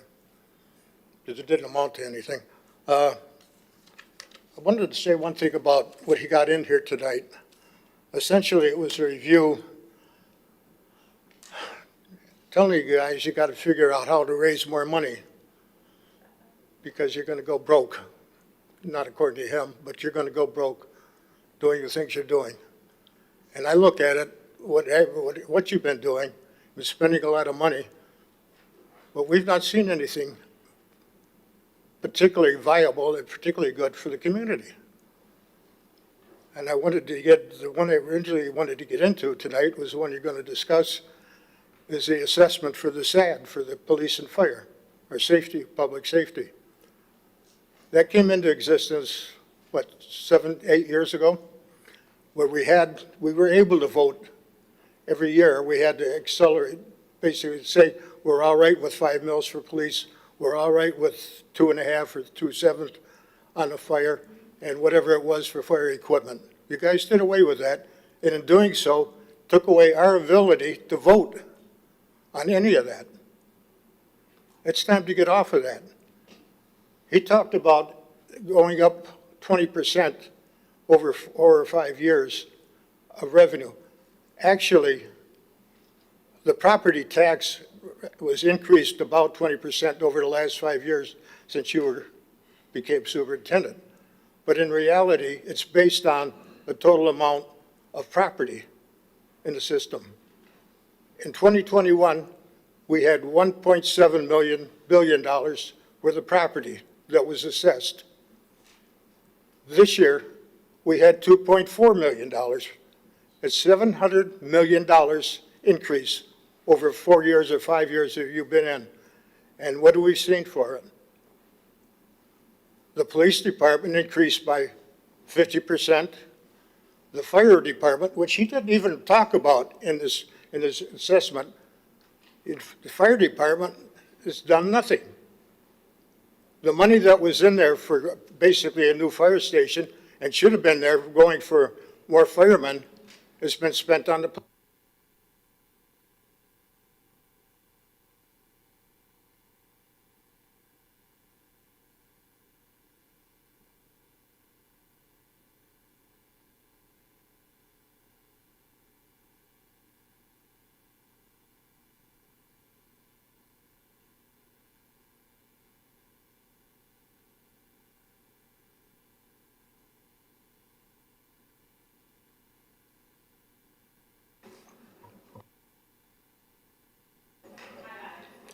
My name's Kevin Wunderlich.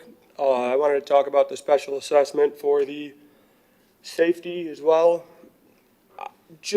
I have no problem paying the salaries of these people who do their jobs, the firemen, police officers.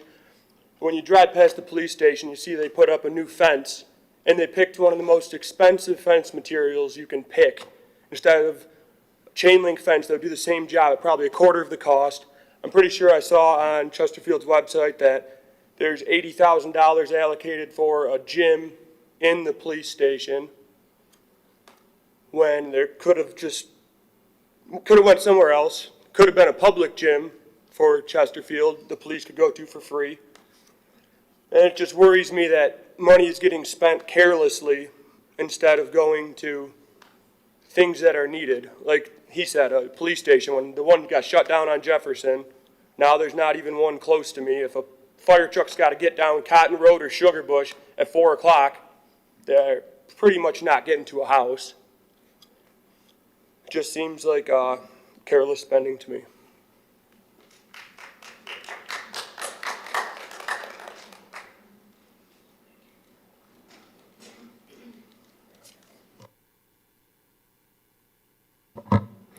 John Speaker, Chesterfield Township. Based on what Woodhill said tonight, Chesterfield Township does not have a revenue problem. It has a spending problem. And this is what I've been saying for years. Based on what Mr. Johnson said from the Southeast Chamber, I couldn't disagree more with him.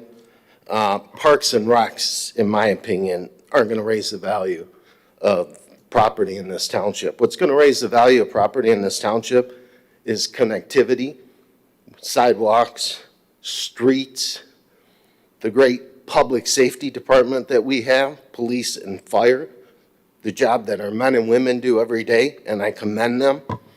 That's what's going to raise the property values in this township.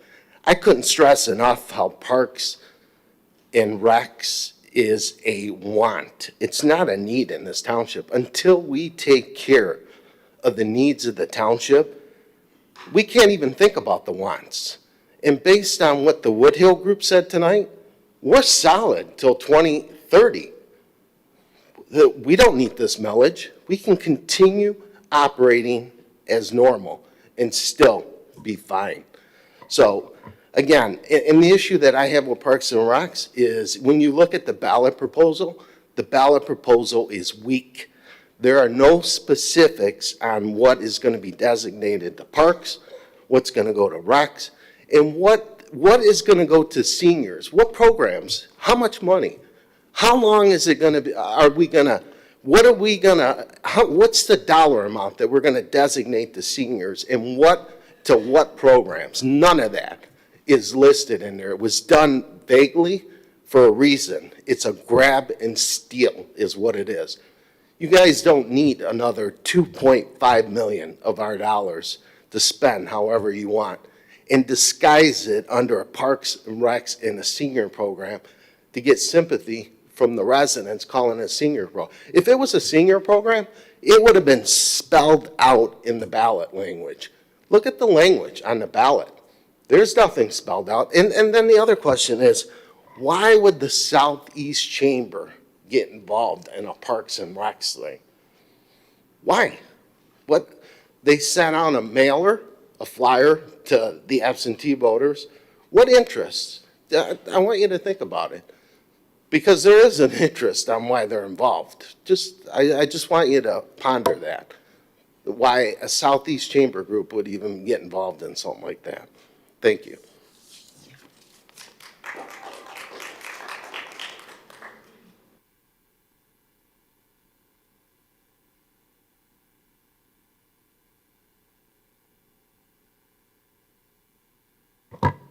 My name is Janice Young. It was hard to prepare comments for the Woodhill presentation because we didn't get to see that until just now. But after hearing him talk, it's like I really did hear a couple of things that he was saying, is that you guys need to change what you're doing. I don't think that the plan isn't working. He said you have two paths in front of you. He didn't actually clarify what they are. But I mean, it's either you have to increase taxes or cut your spending, or we're going to be in trouble. Like, I don't think there's anything, I think it was pretty clear from what I heard. And he's talking about increasing the SAD. He's talking about increasing the administration fee on our taxes because there's just not enough money to cover your spending. And, some of us have been very vocal about the spending, and it's just been out of control, just spending. In fact, 10J is Parks and Recs wants, or facilities, whatever they want to call themselves. They want to spend $11,000 on these benches. These are the benches to provide shade at the pickleball court. And you can see if it's not high noon, there won't be any shade.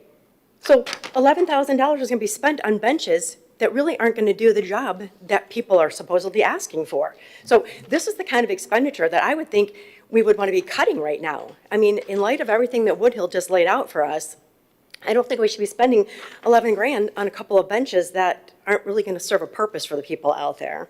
And as far as the millage, we all know our stand on that. I think it's a mistake. This board has proven that they cannot spend our money ethically. They just spend and spend. Southeast Michigan Chamber, they donate to several of your campaigns. John Johnson donates to several of you. So I don't know what the connections are other than that, but it looks a little odd that they sent a mailer out, like John said, supporting the Parks and Rec millage. I just think it was a very interesting mailer. Thank you.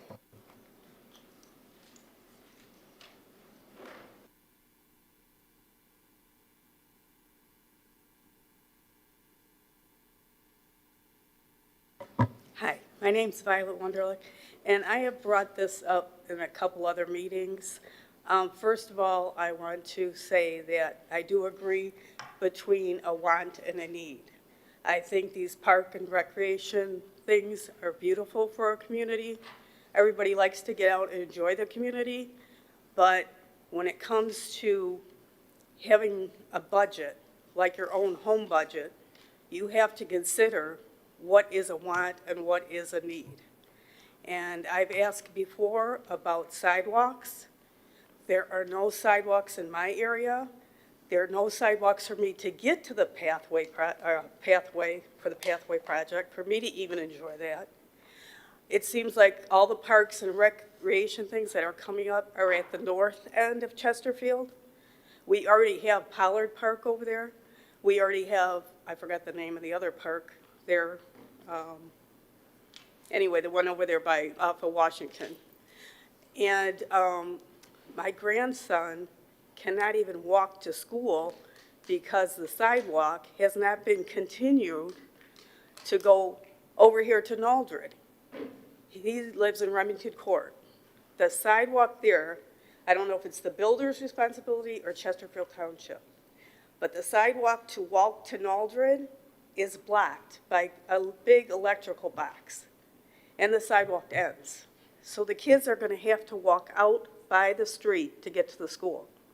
Like I said, I've brought this up before, and I think that is definitely a need over all of this other stuff. So I really hope that you consider it and you do something quickly because school is right around the corner. Thank you.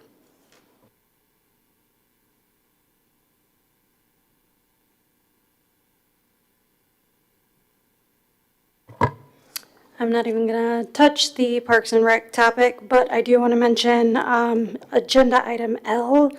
On the agenda item, it says that there are 7 lift stations. On the agenda report, it states Sutton is a lift station when Kennedy Industries, quote, states that it's the Jefferson lift sewer. So if you guys could clarify which one's correct, which one's not, I'd appreciate it. Thanks.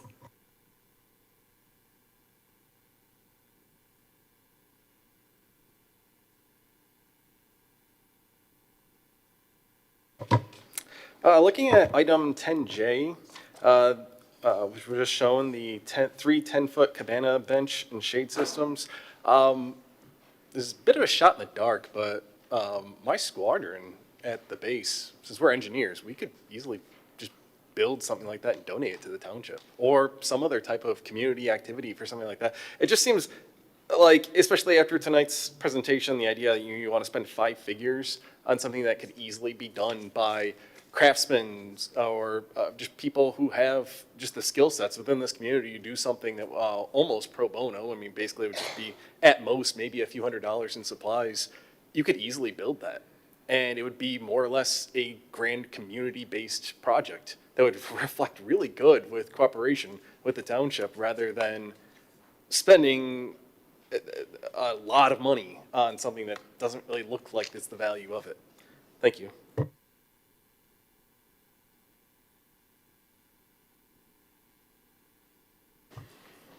Any more comments? We'll move on to item 8.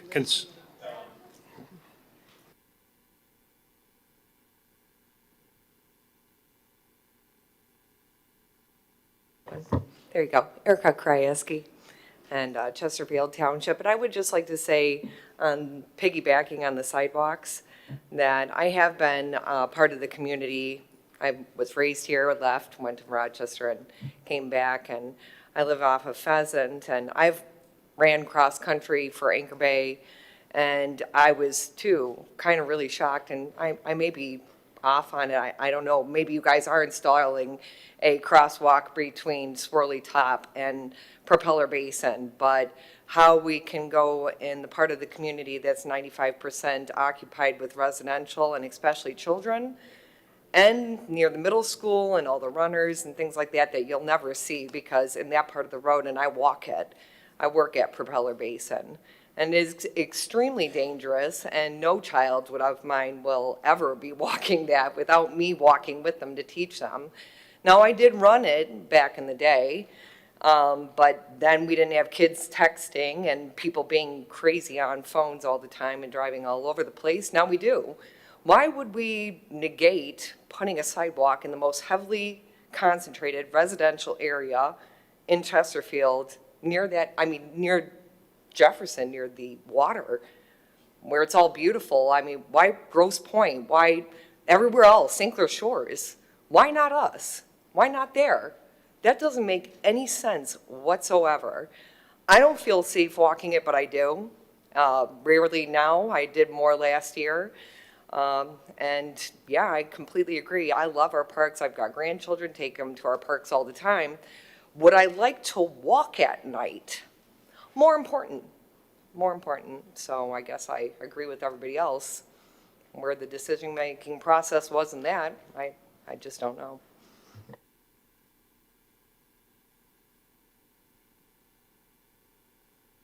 Any more comments? Okay, now I'll move on to item 8, the consent agenda. Clerk Berry. All items under the consent agenda are considered routine by the board and will be enacted in one motion. There's no separate discussion of these items. If discussion of any item is required by a board member, it will be removed from the consent agenda and considered separately. A, approval of the minutes of the regular board meeting of July 14th, 2026. B, approval of the payroll register report for payroll week ending 7/15/2026 for check post date 7/22/2026.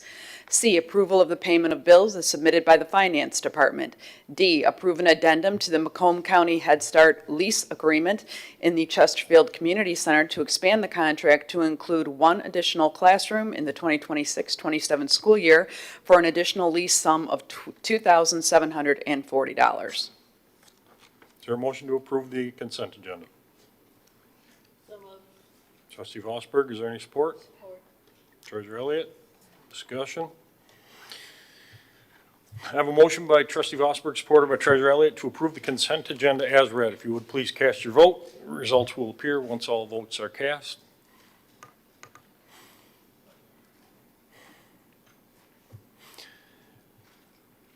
Item passes 7-0. Item 9, public hearing. Clerk Berry.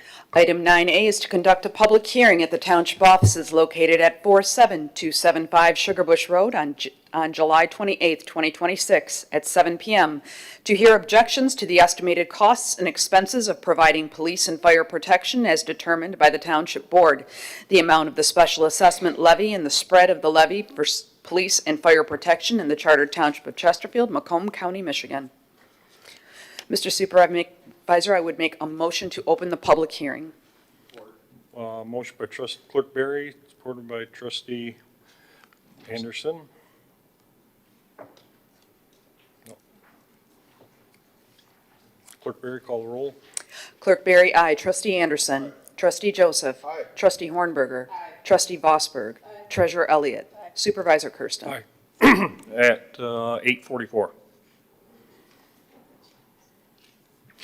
The history on this, Mr. Adair did leave.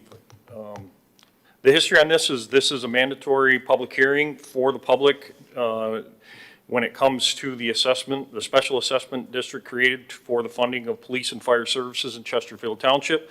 Every resident was notified by card in the mail for property owner. That was a property owner in the township. And again, this is an annual event. The reason for the cards going out, it is mandatory that we notify the residents. This year, the assessment is not being increased. Director Bassett, if you want to come up and add on any comments that you may have for this. Again, this is an annual event at this time of year.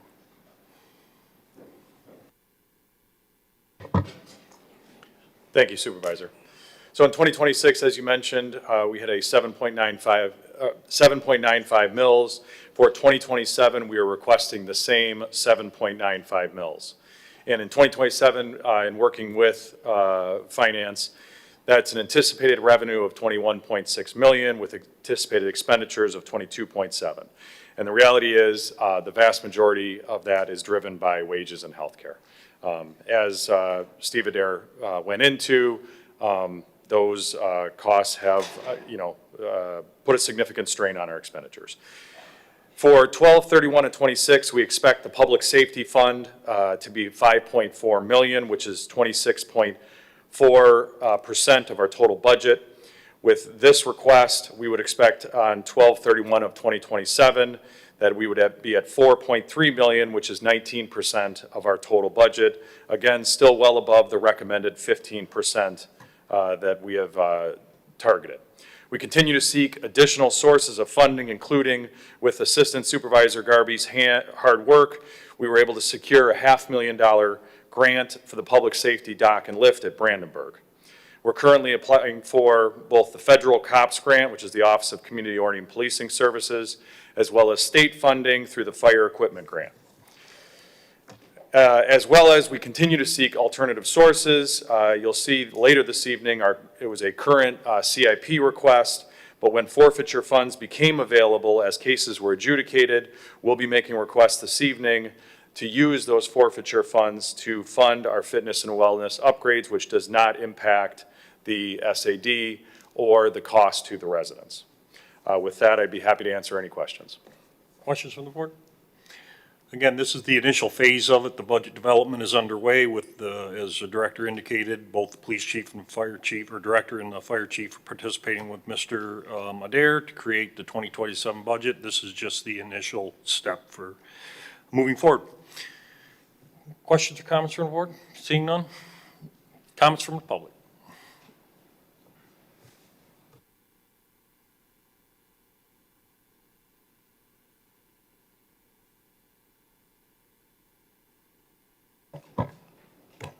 I'd like to remind the public and those that don't know that this SAD assessment came about in about 2018.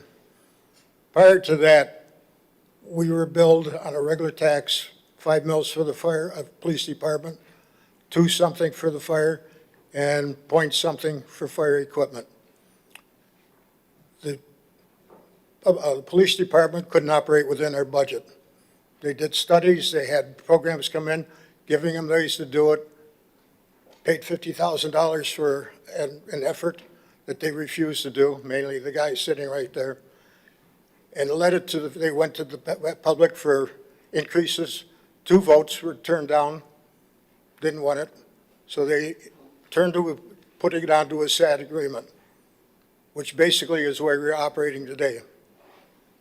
What that did was take all the voting rights we had of what this police department and the fire department would spend. They've kept it in rooms, but what happened during that time, before that time, they borrowed $3.5 million from general funds to keep them going for a couple of years. Then when they created the SAD, they got into the public or the fire department material funds that had about $10 million in it and bled that out to keep the police department going. Now, since the money has come back, as I said, since 2021 to now, they've got an increase of 40% in their returns on that from then, which basically should have been 20% because it's based on the total amount of it increased 40%. They didn't pay any of that money back. They didn't replenish the fire department funds, but they built up the police department to the point now that there's a problem because of the number of policemen that are talking. It arose because of basically the medical requirements and the medical funds. And the fire department wasn't even allowed to go out on runs, medical runs. Now we're facing something in the next few years that they spent all the money on. They've got an opportunity to increase this by 2 mils. They can turn around instead of 8 mils, they can charge it 2 mils, because they're gonna have to put a fire station out somewhere, probably in the Connie Bowles Park. I think they're planning on it. And they're gonna have to increase the fire department, number of people on the fire department. This thing has gotten out of hand. The spending went before the cart, unfortunately. There was no planning as to what there was, just increase of.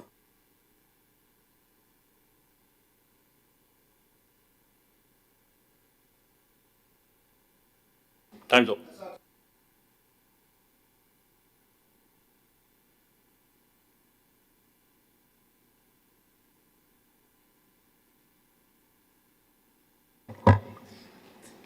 Your time is up, sir. Thank you very much. When did this happen? Pardon me? It's always been this way. Huh? It's all, You didn't establish that when it started. your time is up. If you look at the agenda, it even says 3 minutes on it. Okay? Yeah. You guys gotta go.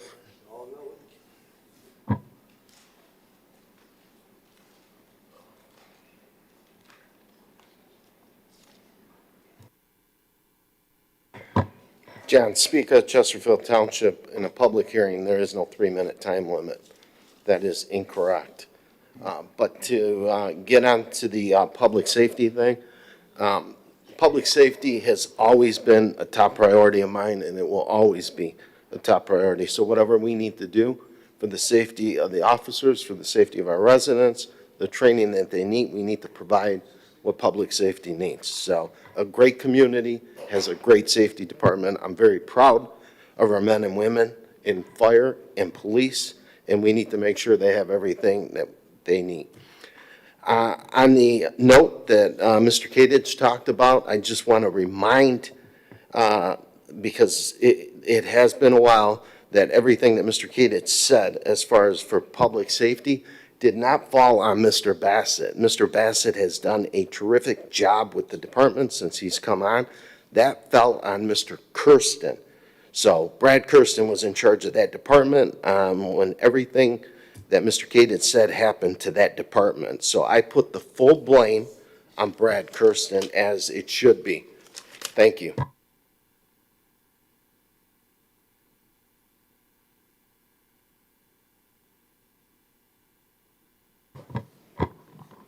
So knowing what we've known after the presentation at the beginning of the meeting and how the recommendation by the gentleman who spoke first was to increase the levy, I would have to agree on that sort of mentality. You know, we're talking right now about increasing the property taxes 1 mil for the Parks and Rec, when in reality, we need to be refocusing why is the mill always 7.95. It's such an arbitrary number too.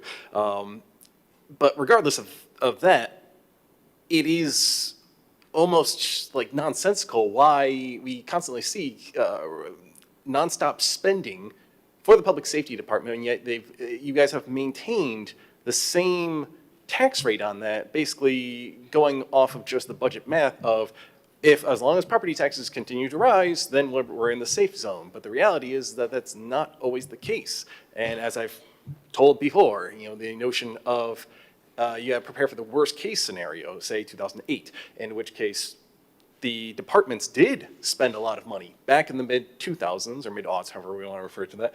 And this was overextended into the early 2010s. And that's why they, at least from the standpoint of the fire department, there was a point in time where there was like 27, 28 firefighters on a full-time basis, and then it had to be reduced back down to 18. And that was back when they had their own dedicated millages. And so now, under the public safety millage, we have to take that into consideration as to you're overseeing 2 departments plus a dispatch, and all of this is under the basis that you're just trying to maintain the status quo because it's popular to keep taxes as they are. The reality is that you have to address the sacrifices that need to be made. And here's the key kicker to all of it. The fact of the matter is that I like Parks and Rec, but the problem is that is, as stated before, a want. Public safety is a need. It is one of the most important functions for any municipality government to give its citizens, police and fire.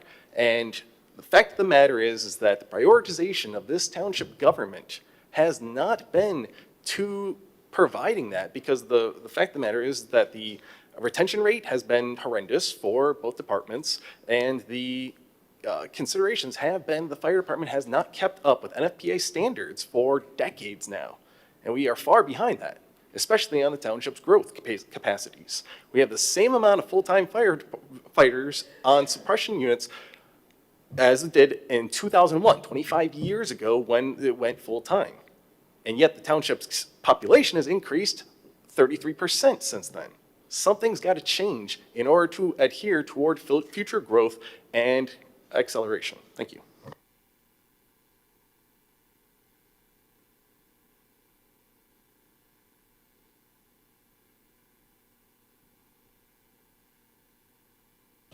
Violet Wunderlich again.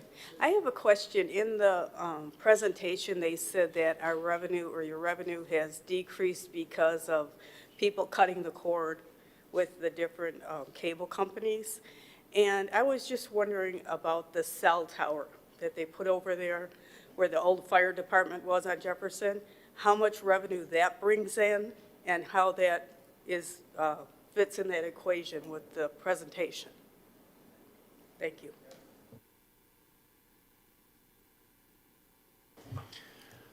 Any more comments from the public for the public hearing for SAD for public safety? Supervisor Crusoe will make a motion to close the public hearing. Is there any support? Oh, I'm sorry. Clerk Berry, there is Thank you. Records. Yes, thank you. Clerk's Department has received 3 letters of protest against the SAD. They are from Cornelia Fafar, F-A-I-F-A-R, at 31100 Tiger Drive. Another has been received from Rhea Properties, LLC, physical address 24615 Fairmount Drive, Dearborn, Michigan 48124, relative to parcel number 1509311300001. And the third letter of protest is from D. Ledford, L-E-D-F-O-R-D, no address provided. Thank you. Again, Supervisor Crusoe will make a motion to close the public hearing. Is there any support? Trustee Vosberg. Clerk Berry, call the roll. Supervisor Kirsten? Aye. Trustee Vosberg? Aye. Trustee Anderson? Aye. Trustee Joseph? Aye. Trustee Hornberger? Aye. Treasurer Elliott? Aye. Clerk Berry, aye. Public hearing is closed at 8:58. We'll move on to the regular agenda, item 10A. Clerk Berry. Item 10A is approval to establish the estimate of costs to provide police and fire protection as determined by the Township Board and the amount of special assessment levy, as well as direct the Township Supervisor to spread the assessment levy on the taxable value of all lands and premises within the district for the fiscal year 2027 and adopt resolution number 2026-32. Trustee Joseph, supported by Supervisor Kirsten. Discussion? I have a motion by trustee Joseph, supported by, I'm sorry, trustee Joseph. Sorry. I just wanted to address a couple of things that were raised. Ms. Wunderlich's comments regarding the cell tower. The lease of that cell tower generates revenue that is in the general fund, and it's not part of the public safety SAD. The other part of your question, which had to do with the revenue for the cable, that was specific to the reduction in the cable subscribers, and that's a reduction in revenue to the township. But those are also general fund contributions. They are not part of the public safety SAD. The commentary regarding the history is, I know a lot of residents might hear a long-term resident, you know, who's been around and come forward and confidently speak on the millage structure. But I really had trouble finding one area that was truthful or accurate. I don't know that it was his intention to be distruthful or maybe just misinformed, but the millage structure that we had was very complicated, and it was creating a problem in the fire department involving the way that the tax levy, the way that the taxes were levied. So we had an equipment millage, and we had an operation millage. And for as long as I've been on the board, there was a gross imbalance in the amounts that were raised by those taxes. Specifically, the equipment fund had more money than was necessary for operations, and the ability to hire staff and pay staff ran in a deficit to the tune of millions of dollars of offset. Those monies could not be commingled when a tax is levied for a specific purpose. There's an audit process, and you could not use equipment money to pay for staff. This created a significant problem in the fire department, and at the time, the police department was operating on a 5 mil special assessment district. When the millages failed for the increase in the police department, there was considerable work done by not only board members, but also the police and fire unions. Months and months, probably better part of a year, where our community came together. The problems that were created with the funding really had nothing to do with, I know we get a speaker that likes to take shots at the supervisor at any chance he gets, but the reality is it was just a revenue issue. We had deficits in the fire department and the operations side, and also on the police department side. The genesis, the catalyst for the combining of all of those really just grew out of redundancies. And one of the biggest redundancies that we had was the administrative levels of the police and fire departments. By combining the public safety team and combining the police and fire, we had one director, Director Bassett, the public safety director. Director Bassett currently occupies that, but when Chief Charbonneau retired, we went without a fire chief for some time. The combination of the administrative teams, instead of having administrative support staff at both police and fire, became one. We modeled our public safety after Canton Township. This really was difficult at the time because policemen didn't want to put out fires and firemen didn't want to catch bad guys. And so the ability to maintain the autonomy of each department while operating under a joint public safety program was a very, very difficult challenge. By combining the millages and the SAD into one, which has never increased from the original inception. In fact, to my disapproval, we lowered the cumulative tax burden under Mr. Accavetti's supervision. So we've done a phenomenal job with the same amount of money. When we moved from the millage structure to the SAD, there was an additional revenue lost in terms of the SAD is only allowed to capture real property. And if you were listening to Mr. Adair, you know that that's a different structure. The point being is by freeing up and reducing the complications associated with the multiple millages and SAD combination, we were able to put the money where it's needed. If we didn't have need in one fund, we could, buy equipment.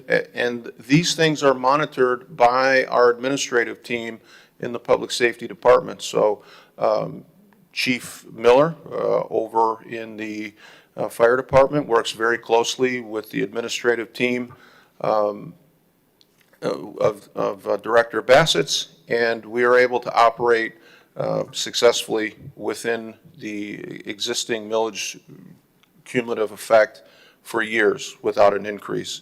The increase in staffing is directly the call of the Public Safety Director and the administrative team. The study that you mentioned has been utilized for years. The things that were addressed, the hotspot mapping for one thing, the analyzation of the computer-aided dispatch system that is in place ensures that we have proper staff at proper times, on proper days. The analytics that go into the staffing levels in the police department is why Chesterfield is a very safe place to live. Businesses, residents enjoy the benefits of a well-run and efficient public safety department. We take directives and we vote on issues that come to us from the experts. I know that there are a lot of experts that go to the podium and they cast aspersions on our employees, but our public safety team is top-notch. Our police department is accredited. Our fire department is near accreditation. The inclusion of MedStar to round out the medical runs has been a great success. By all measures, the public safety team is just hitting a home run, and they do it with the exact same millage that they had when I first started on this board. So criticisms of them and the ever-popular loan of $3 million, as Mr. Adair said, when the general fund is used to supplement other departments, it's by board action. This idea of a loan is just, it just keeps coming up, but it's not accurate. And what is accurate is that at 7.95 mils, the public safety team is just really doing a phenomenal job, and I'm proud that we hold the line on that with the increased staff and the improvements to the facilities around the township. The run times associated with fire protection have never been an issue. The MedStar presentations that we get periodically from their chief executive, Colby Miller, they spend a lot of time talking to residents that use the MedStar services, and their satisfaction rate hovers around 95%. On all levels, all metrics, public safety team is doing a phenomenal job, and at 7.95 mils, I think it's a testament to their leadership and their efficiencies. Thank you. I just want to comment and piggyback on some of that. You covered most of it. Let me tell you why. The individual that keeps slamming me for mismanagement keeps calling it out. Let me tell you what you got. You have 2 accredited public safety departments. You have accredited police, fully staffed, and as you heard tonight, low crime rate in our community. You have a recently accredited fire department that they worked on for over 2 years. You have a new station in design. You have a fully staffed, and this board approved in labor negotiations, fully staffed, minimum staffing for fire. We have a $1.9 million ladder truck that was recently purchased. You have, again, a new station in design. I can't take all the credit for it. I seem to take the blame. A lot of people on this board did a lot of work for it, but it was a lot of hard work from when I became chief in 2015 to where we are today. And again, as you said and indicated, the staff in public safety will continue to do the best that they can. And I don't know what else to say. We are top of the line public safety, recognized throughout the state, and it's just personal digs that always come to the podium. So, Treasurer Elliott, go ahead. Thank you, Mr. Supervisor. So I have shared this with Mr. Kadich. I had given him a copy of this, and this is the approving the transfer of funds resolution from 2016-09, and I'm going to read it to this board in its entirety because to piggyback what Mr. Joseph has said, this continues to come up, and I had researched it to find out what the minutes say. So this is the minutes of the regular meeting of the Township Board from July 5th of 2016. And it says, whereas the Charter Township of Chesterfield is growing at a rapid rate, which requires continued police protection for the community. Whereas it is necessary to adequately fund police department operations, including the funding for police personnel and the acquisition of housing equipment and apparatus. Whereas the Chesterfield Township Police Department is operated pursuant to and in accordance with Act 33 Public Acts of 1951. Whereas Act 33 authorizes the Township Board to transfer or loan monies from the general fund of the township to the Special Assessment Police Department Fund. Whereas the Township Board deems it necessary to transfer funds, not loan, from the general fund to the Police Department Special Assessment Fund to ensure the efficient and continued operations of the Police Department. That was unanimously voted on. It was $3.5 million, and the A's were Supervisor Lovelock, Clerk Berry, Treasurer Hartman, Trustees Anderson, Bell, Demink, and Joseph. Thank you. No loan. Any more discussion from the board?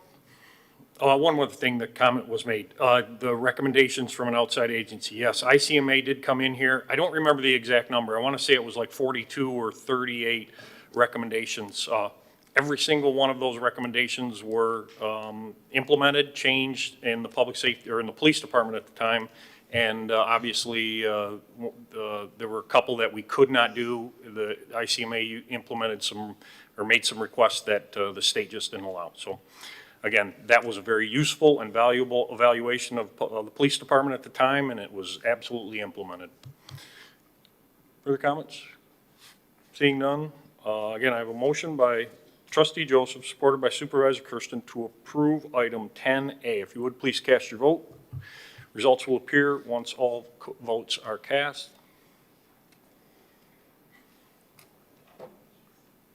Item passes 7-0. Item 10B. Item 10B is to consider an industrial facilities exemption certificate transfer to Hansei Mobility USA Manufacturing LLC for the facility located at 52153 Sierra Drive, Chesterfield, Michigan 48047, and adopt resolution number 2026-35. Supervisor Kirsten will make a motion to approve. Second. Clerk Berry, supported by Clerk Berry. Ms. Bouvet, the floor is yours. Good evening, thank you. This is a request for an IFT transfer from Gestamp to Hansei Mobility USA Manufacturing Company.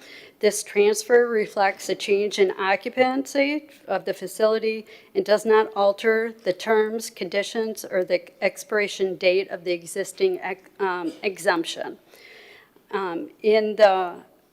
If the board should approve this, it would ultimately have to go to the State Tax Commission for their final approval.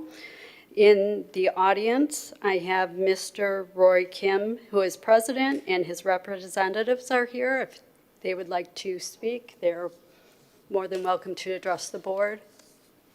If anyone would like to.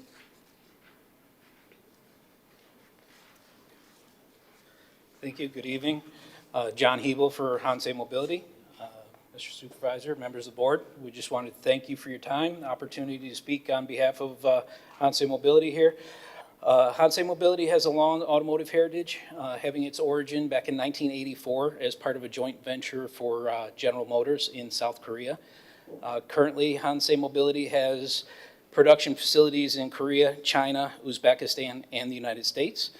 Though the ownership and name have changed over the years, we have a history of growth and expansion in the United States, starting in 2010 with a sales and engineering facility, growing to an assembly operation, and now with this expansion, machining and component manufacturing, along with assembly and testing. Over the past 20 months, we researched locations in multiple states, singling out Michigan to stay in Michigan. Within Michigan, we did research multiple locations. Two of our top three choices were in Chesterfield. Chesterfield offers the industrial environment, infrastructure, skilled resources that we require to grow our business, and we look forward to being part of the community for a long time to come. With the support of the IFEC transfer, within this Chesterfield facility, we expect to invest nearly $100 million over the next 5 years. This is being done by insourcing and localizing production of our components that are within our supply chain that primarily come from outside of the United States today. In order to accomplish this, we expect to hire over 100 new personnel, which, when you combine that with our existing personnel being transferred to this location, will be well over 200 employees in the Chesterfield location. Jobs will be in the form of from general labor to skilled operators, skilled trades, engineers, administration, and management. We truly appreciate the support we've received from the township, the county, and the state for this project. And we just look forward to the start of what we expect to be a long relationship with the township, and hope this is just the next step in many more to come in our expansion in the area.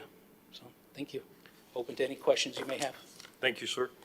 If the clerk will let me add to this motion also to approve and authorize the supervisor to sign the standard abatement agreement between the transferee and the township.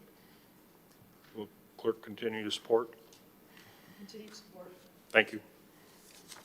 Sir, sorry about that. Any questions from the board? Okay. Seeing none? Thank you very much. Thank you. Any discussion from the board? Seeing no discussion, I have a motion by Supervisor Kirsten, supported by Clerk Berry, to approve item 10B. If you would please cast your vote. Results will appear once all votes are cast.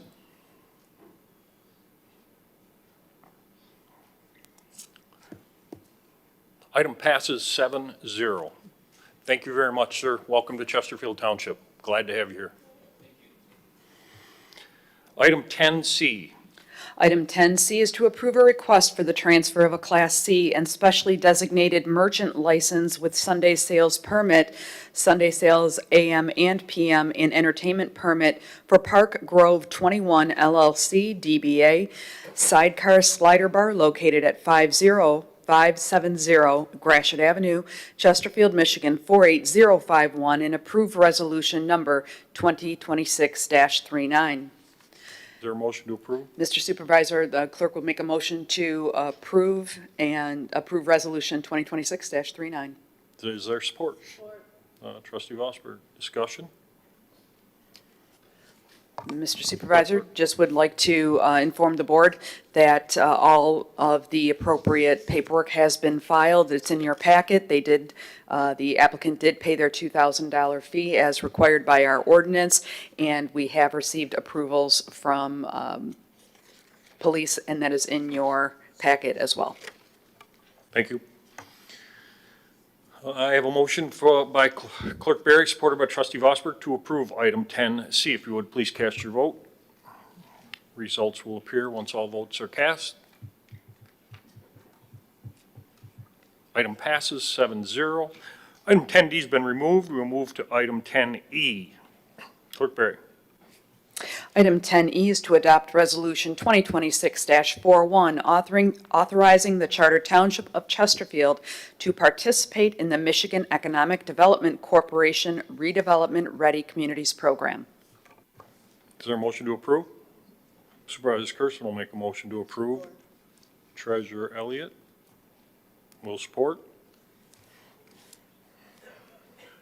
Mr. Palin, go ahead.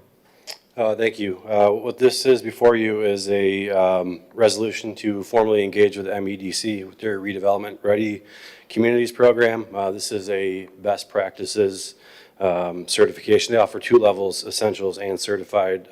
We intend to pursue the certified. It ensures that we are building a foundation of planning, zoning, and economic development best practices in the planning department. The staff has completed the training at this point, so the next step is this resolution to formally engage with them. Once this resolution passes, we will work with the RRC planner to establish a baseline of where we're currently at and then fill any gaps that may be remaining and then ultimately receive that RRC certification. So with that, I can answer any questions. Questions from the board? Trustee Vosberg?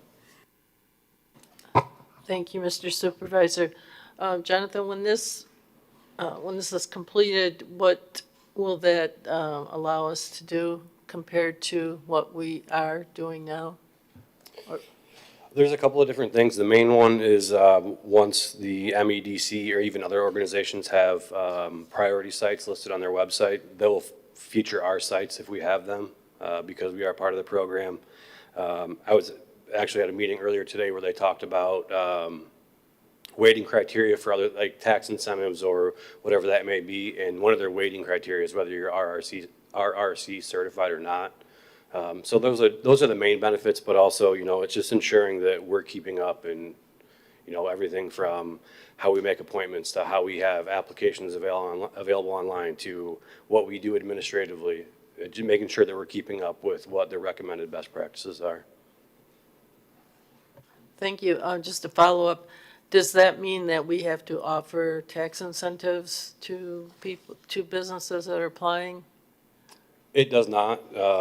Typically those, I don't know if it's really incentives, more of it is a feature of sites, typically comes through the state of Michigan or even Macomb County, but they look to make sure that, you know, the local community is RRC, at least engaged in the process or have the essentials criteria or the certified criteria. Yep.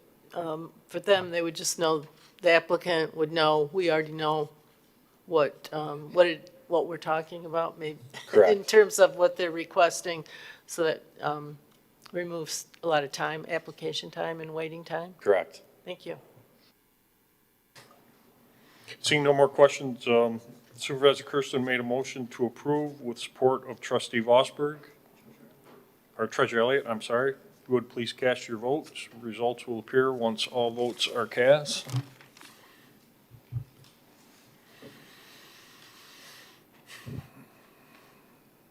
Item passes 7-0. Thank you very much, Jonathan. Appreciate it. Item 10F. Item 10F is to approve a recommendation to forward a request by Lombardo Companies to amend the consent judgment for Maria's Villa to the Planning Commission for review and recommendation. Is there a motion to approve? Supervisor Kirsten will make a motion to approve. Is there any support? Support. Treasurer Elliott? Jonathan, go ahead. Thank you. This was in front of you tonight be consistent with what we've done in the past for requests for consent judgment amendments. It is the full discretion of the board whether they would like to amend it or not. In the past, what we've done is recommend that we send it to the planning commission for review and recommendation. So what the proposal is can be compared against our ordinances, compared against the master plan, and then come back in front of the board with a more solid recommendation. And then at that point, the board can say yes or say no. It's completely up to them. We would also work with Ms. Anderson and Mr. Siebert's office to make sure that all of the legal requirements for that consent judgment are buttoned up before they came back to the board. So that's why that's in front of you tonight. Just to reiterate, it would have to come back. This is no action at this point other than to say you're willing to at least consider the proposal. Discussion from the board? Trustee Osberg. Thank you. What problem are we trying to help solve here? So this Mariasville project goes way back before I worked for the township. It might be, I don't know, it could be 20 years old at this point. It was originally approved for a single family development. They came back, I believe it's been at least one time, maybe two times. What it currently was amended to was a duplex development. The request now is that the applicant, potential buyer, is more interested in a single-family development. I think they're stating that the market is dictating that, so they would like to go back to a single-family development, but as far as everything else is already approved, as far as engineering, they have utility layouts, road layouts, all that's already approved. They don't want to change that, just the lot layout and style of the homes. So the planning commission can take a look at that. Thank you. Trustee Jones. Yeah, I'm more interested in process. Ms. Anderson, does this compromise our legal position in any way or set a precedence in terms of, how we approve a petitioner request? Ultimately, as I heard from Mr. Palin, if the planning commission considers, various options, it would still need to sort of come through legal and ultimately have board approval. Does this, in your opinion, compromise procedure, process in any way? No, it absolutely does not. All it does is allow you to get some information and input from the planning commission as to whether or not they think it's a good use for the property. Perfect, thank you. And I've had Jonathan's discussion. Is there a reason to go back to the planning commission, or could this just be administratively approved based on the site plans that have already been provided and then the existing consent agreement? We're not altering that other than they want to go from duplexes to single-family homes. Couldn't we do that administratively without a Hooper process? No, you could not. Okay. Because it's in a consent judgment and it has to be amended by the township board. Okay, understood. Any questions from the board? Any further? I have a motion by Supervisor Kirsten, supported by Treasurer Elliott, to approve item 10F. If you would please cast your vote. Votes will appear once all are cast. Results will appear. Got it. Item passes 7-0. Thank you, Jonathan. Item 10G. Item 10G is to approve a recommendation by the Parks and Recreation Department to authorize Chesterfield Township to execute the fiscal year 2026 SMART contract and adopt resolution number 2026-36, authorization to purchase community transit services from the Richmond Lennox EMS with SMART municipal credits and community credits. The Treasurer, motion by Treasurer Elliott. Is there any support? Trustee Vosberg? I was an hour off, Jeff. I'm sorry. I'll give just a very brief introduction to give Jeff as much time as possible. I do want to list a point of clarification. In the agenda request, it's listed as fiscal year 2026. It actually is 2027 because this contract ends on the year that is it approved from. So if you could just adjust your motion, if you don't mind, to fiscal year 2027 to be the correct contract year. So noted. Continued. So noted. Thank you. Thank you. This continues our longstanding agreement. We are lucky enough to get these smart credits and be able to disperse them with Richmond Lennox EMS. A longstanding partnership. We have had nothing but positive comments from our community and what they are able to do. The only limitation, which I'm sure Jeff will speak to, is not being able to do enough. So we are happy to continue with our community day trips. The amount that we'll save is $35,000 in those community credits, and so that will be put towards the day bus trips that we go on. Those are for both all ages and for seniors in our community, so that'll be for the full year of programming. So without further ado, Jeff White. I know it's been a long meeting for you all, so I'll be brief. For everybody's knowledge and those, especially in the audience who I may not have met, my name is Jeff White. I work for Richmond Lennox EMS, which is owned solely by Richmond and Lennox Township. So I'm a local government employee. I do not work for Smart Bus directly. We use funds that are provided through the Smart millage paid by our taxpayers here in Macomb County, returned to Smart, and then a fraction of those are returned back here to Chesterfield Township. We use those funds to provide the local small buses that you see operating in your community, mostly for seniors, disabled, people getting to work who need to, and things of that nature. We're averaging about 750 rides a month here in Chesterfield Township, or about $9,000 annually. We have about an 8% rate of people that we have to turn away due to financial limitations. We only get so much funds, we can only provide so many buses on the road. So about a little over 700 people a year are not getting service when they call for it via our operation. I can tell you we're optimistic that all that may have the opportunity to change here if the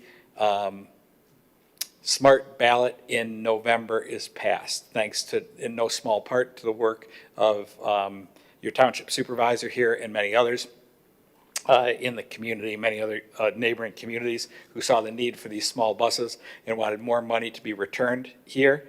A deal was struck between the county commissioners, Smart Bus, and the local communities to return 12.5% of that millage, as opposed to a fraction of a percent of that millage, back to each of your communities should that millage pass. So we'll have additional dollars to be able to spend here in the community on that small bus service going forward. And as the community ages, I think we're going to see increasing needs for those.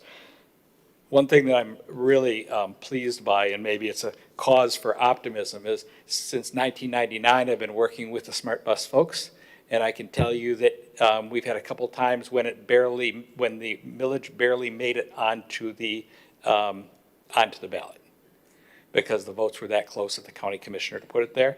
Last week, the county commission voted unanimously to put this on the ballot. And I think a lot of that was due to the work that was done to bring this money back to the local communities. And the county commissioners, I think, heard that loud and clear. So I think we're off to a good start. It's still up to the voters to decide whether this is a program that is important enough for them to support, and we will respect whatever the voters decide in that regard. Lastly, I'd just like to mention we are always looking for drivers within our operation. So just take a minute to say to you that people that might be interested working part-time for us or full-time as drivers within our operation can apply at rlems.org at our website, and it's very easy to apply from there. With that, Mr. Supervisor, thank you. I know you have a robust agenda yet in front of you tonight. Jeff, just the accolades go to you and your staff. You've expanded in this service area. You're now the sole operator in Clinton Township, which that's raised your numbers. And then you've also expanded to Macomb Township and offered that non-main route service and then focused on the seniors. So you deserve all the credit. You've developed and changed that smart system to where it is today, to where we were able to change it and fight to get more money retained back for our residents here. So I appreciate everything you do. And I know the board does also. Treasurer Elliott. Thank you. Hello, would you, just so that for people who are listening, just talk a little bit more about this service, how people can obtain it, where they go, and what it does? Just a little more. Yeah. I was just trying to save a little time tonight and be brief. That's okay. It's, so basically, you make reservations on the service by calling 586-749-7713. That's our transit answering point. We have 3 call takers there that really just spend their day taking your calls and scheduling rides. So it's just really that easy. So again, 586-749-7713 to make those appointments. We generally start operating about 6 o'clock every morning. A lot of those are people that need things like kidney dialysis or very early appointments with physicians and for medical treatment. And the last buses come back off the road at about 7 p.m. each night. Again, we kind of, our focus really when we began doing this was on seniors and the disabled and really medical care and treatment, because we found there was a real deficiency in getting people to those kind of appointments. But what we found is people need trips to the grocery store. We have a tremendous number, I'd say probably in Chesterfield Township more so than anywhere else, a number of people who have varying disabilities. It can be blindness, seizures, developmental disabilities, but they still go to work. They're still part of our economy every day. They're still serving us in our Home Depots and our Krogers and our Meijer stores here in the community, but they just can't drive. And so we found there's a whole group of people that need those kind of services as well. We also work with a lot of our senior centers and other programs to do some of the smaller events in their community that might be going on where just shuttles are needed to move people around here. I know we work with the township here in their Parks and Rec department during some of the Christmas and other celebrations that you have where people just need to be moved from a distant parking lot that might not otherwise be able to make it in because they have babies in carriages or because they are not as mobile as they used to be, but they still want to be here and engage. So there's a lot of different ways that people use our service, and I think that's what's made it unique. We look at every community individually and say, what are your expectations for us? And those are some of the big expectations here in Chesterfield Township. We do the airport shuttle that a lot of people hear about. I don't talk a lot about that right now. I hope with these dollars, we can expand upon that. But the reason I don't speak a lot about it is it's become a victim of its own success. It's always full. So we turn a lot of people away on that service. And I'm hopeful that with the new dollars, we'll be able to further expand that service and not have to turn all those people away. But I haven't spent a lot of time talking about it because it is always full. And I hate to hear that we're turning so many people away from that service. Thank you, Mr. Supervisor, and thank you, Jeff, again, for all your work. It's amazing the changes over the years of the service that we now have in Chesterfield for our residents, so it's great to see that improving. Yeah, that best kept secret of providing transportation to the airport is no longer a best kept secret. So I guess I'm part of that 6% or whatever you said. Does that include those types of calls too? Yes, it will. Really, we can use it in any way that we'll be able to use it in any way we see fit to expand all areas of service. There's been some discussions amongst the townships about maybe setting up a situation where it wouldn't just be by call, but maybe look at if this millage passes, and I don't like to get too far in front of that because I really think that remains up to our taxpayers.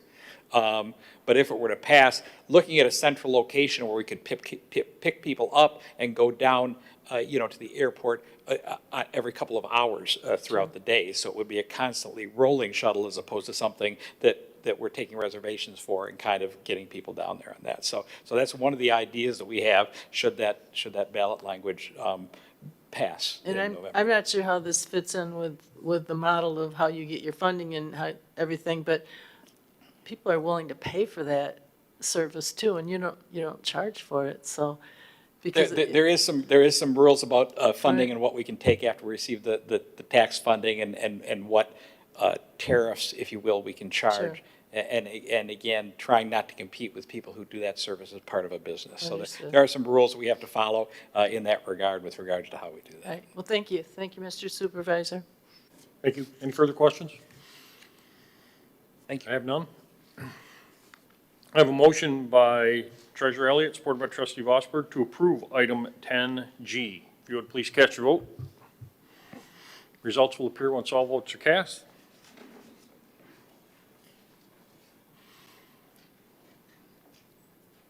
Item passes 7-0.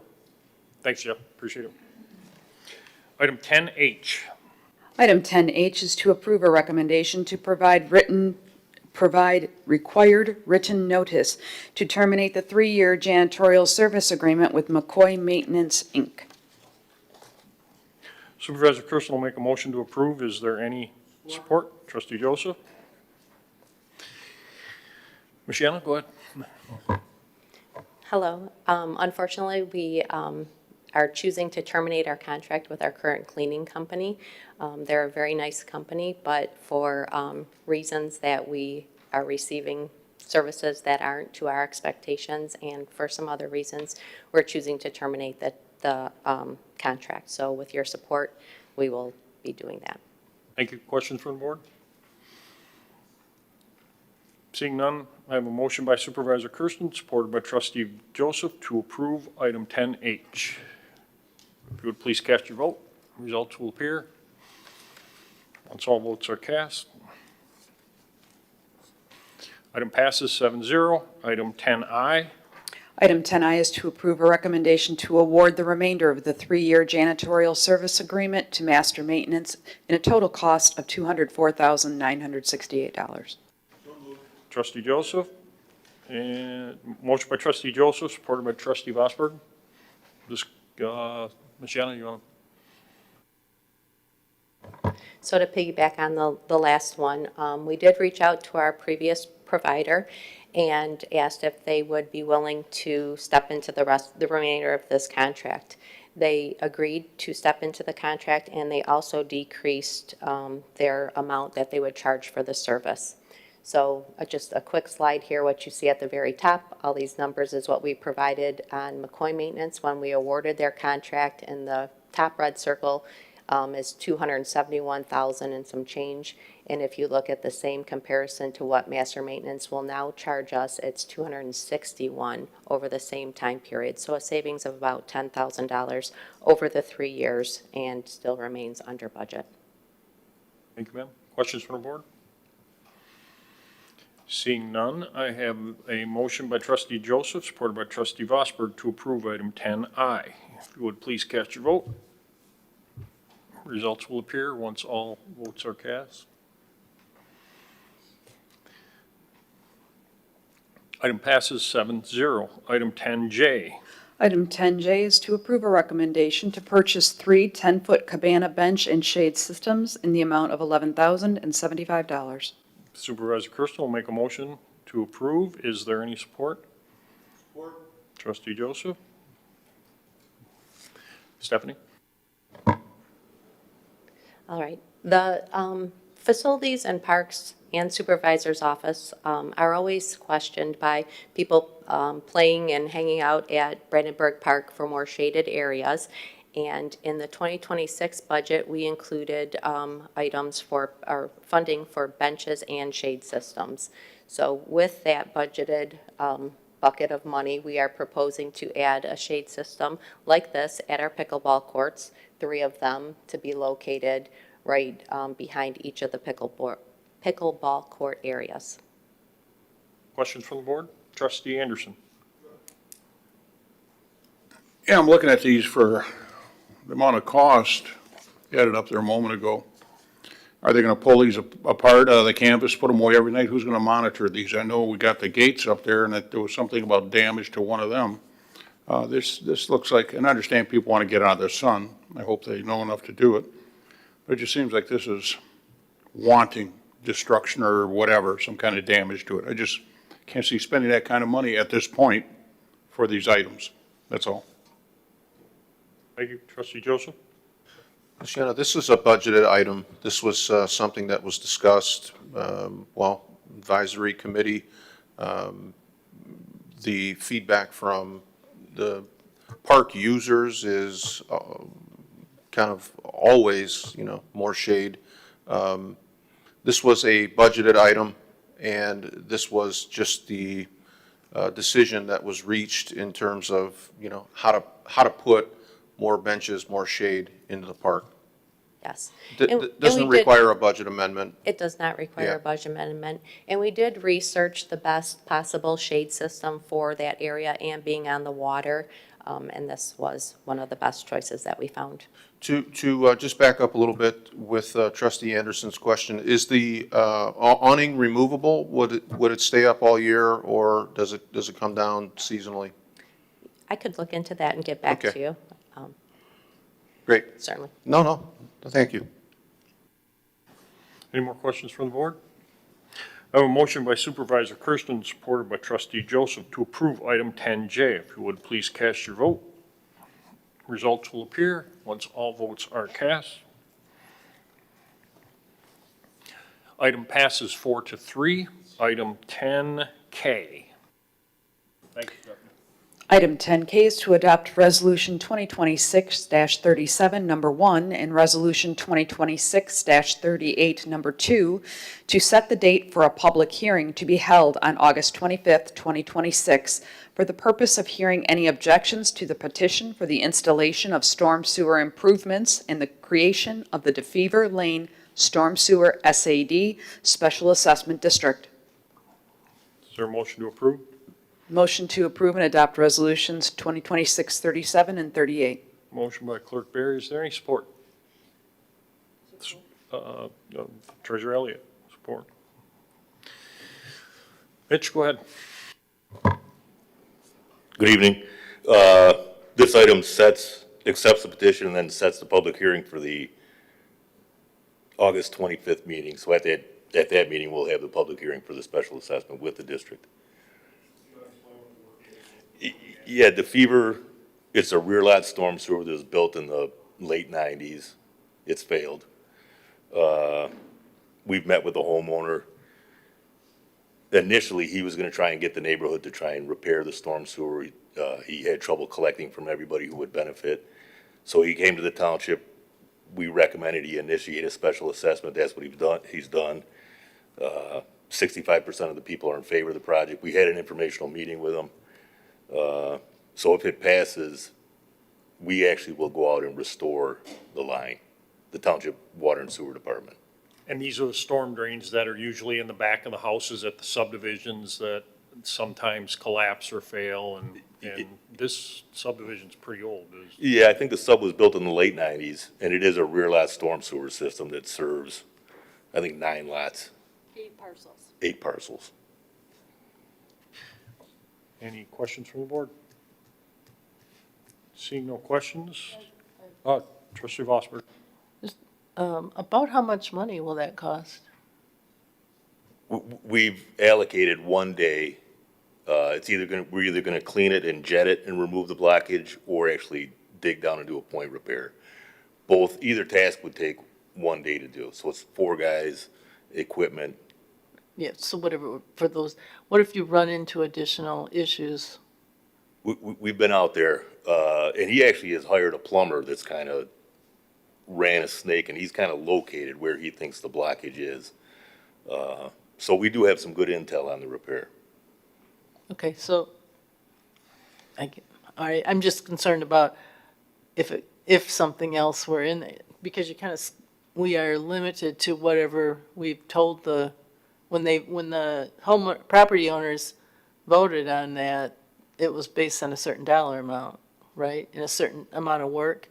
Can we reassess them if it ends up being Yeah, more and we involved? talked about that at the public informational meeting we had with them. If by chance or whatever, not by chance, if it takes more to repair it than what we've estimated, then we would have to go back and recirculate the petition. But it's a shallow storm sewer. There's catch basins every other lot, so we have a lot of access points. If we do have to dig it up, it's a shallow trench. It only has 3 feet of cover on it. And if we do have to jet it, clean it with a jetter, we do have a lot of access points to get at it. Great, all right, thank you. Seeing no further questions, I have a motion by Clerk Barry, supported by Treasurer Elliott, to approve item 10K. If you would please cast your vote. Results will appear once all votes are cast. Item passes 7-0. Item 10L. Item 10L is the Department of Public Services request to approve a preventative maintenance agreement with Kennedy Industries for the township's wastewater lift station pumps in an amount not to exceed $16,000. Is there a motion to approve? Is that trustee Hornberg or trustee Vosberg? Support? Supervisor Kirsten will support it. Mitch? Thank you. This is a request for a one-year maintenance agreement with Kennedy Industries, who is one of the vendors for our pump stations. We have 7 pump stations. This will allow Kennedy to go in and interrogate the pumps and all the other equipment controls. What we kind of do now is just wait for the pump to fail. Then we pull it up and either try and repair it or replace it. It is getting harder and harder to get pumps. There's always a lead time now on ordering things. So we want to start, and for budgeting purposes, kind of get the assessment of the stations and start predicting when they're going to fail and kind of plan accordingly. Questions from the board?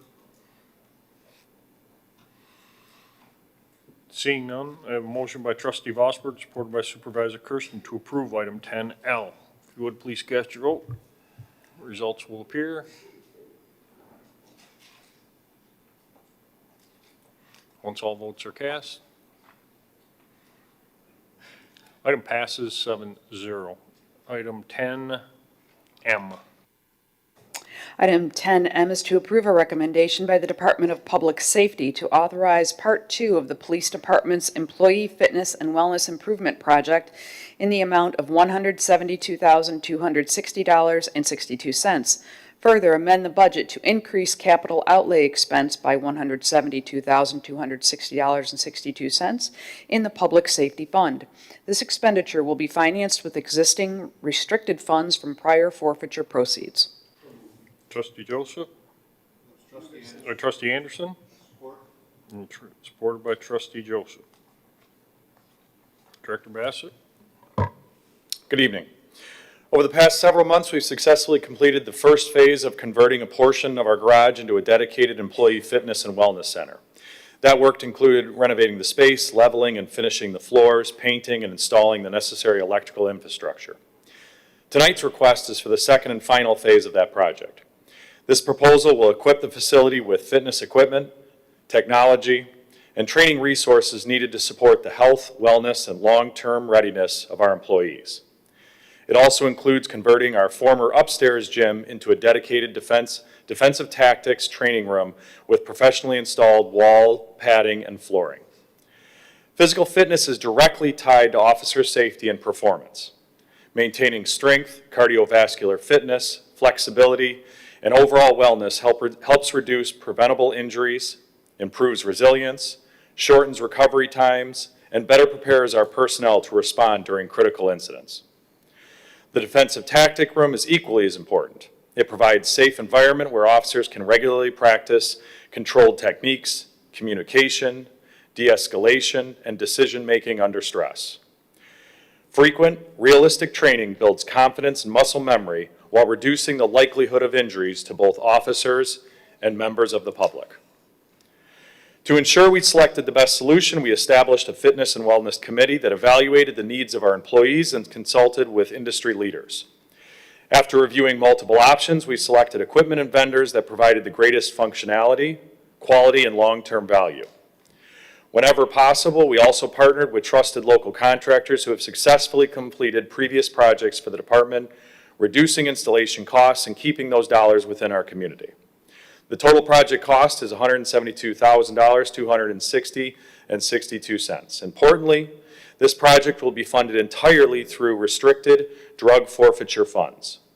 These funds cannot be used for general department operations or personnel expenses, but they are specifically authorized for law enforcement equipment, officer training, and officer safety initiatives. As a result, there is no impact on the department's general fund or taxpayers. This project is an investment in our people. A healthier workforce experiences fewer injuries, lower worker compensation costs, reduced lost work time, and improved physical and mental readiness. Ultimately, that translates into better service and safer outcomes for our community that we serve. I respectfully request the board approval and would happily answer any questions. Questions from the board? Trustee Joseph? Yeah, I think you did an outstanding job laying out the project proposal. The only comment or question I had for you was just an accounting and housekeeping issue. Mr. Adair talked about the division, the upcoming division in your budget that lays out specific line items for, well, the forfeiture fund, for example, which this one comes out of. The agenda item calls for a increase in the capital outlay expense in the public safety fund, which then gets promptly reimbursed by the forfeiture fund.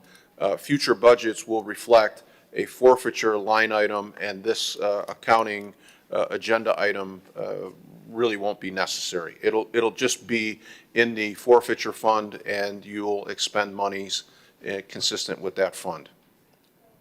That is my understanding, that as he breaks that out, then we won't have to do this process of transferring funds.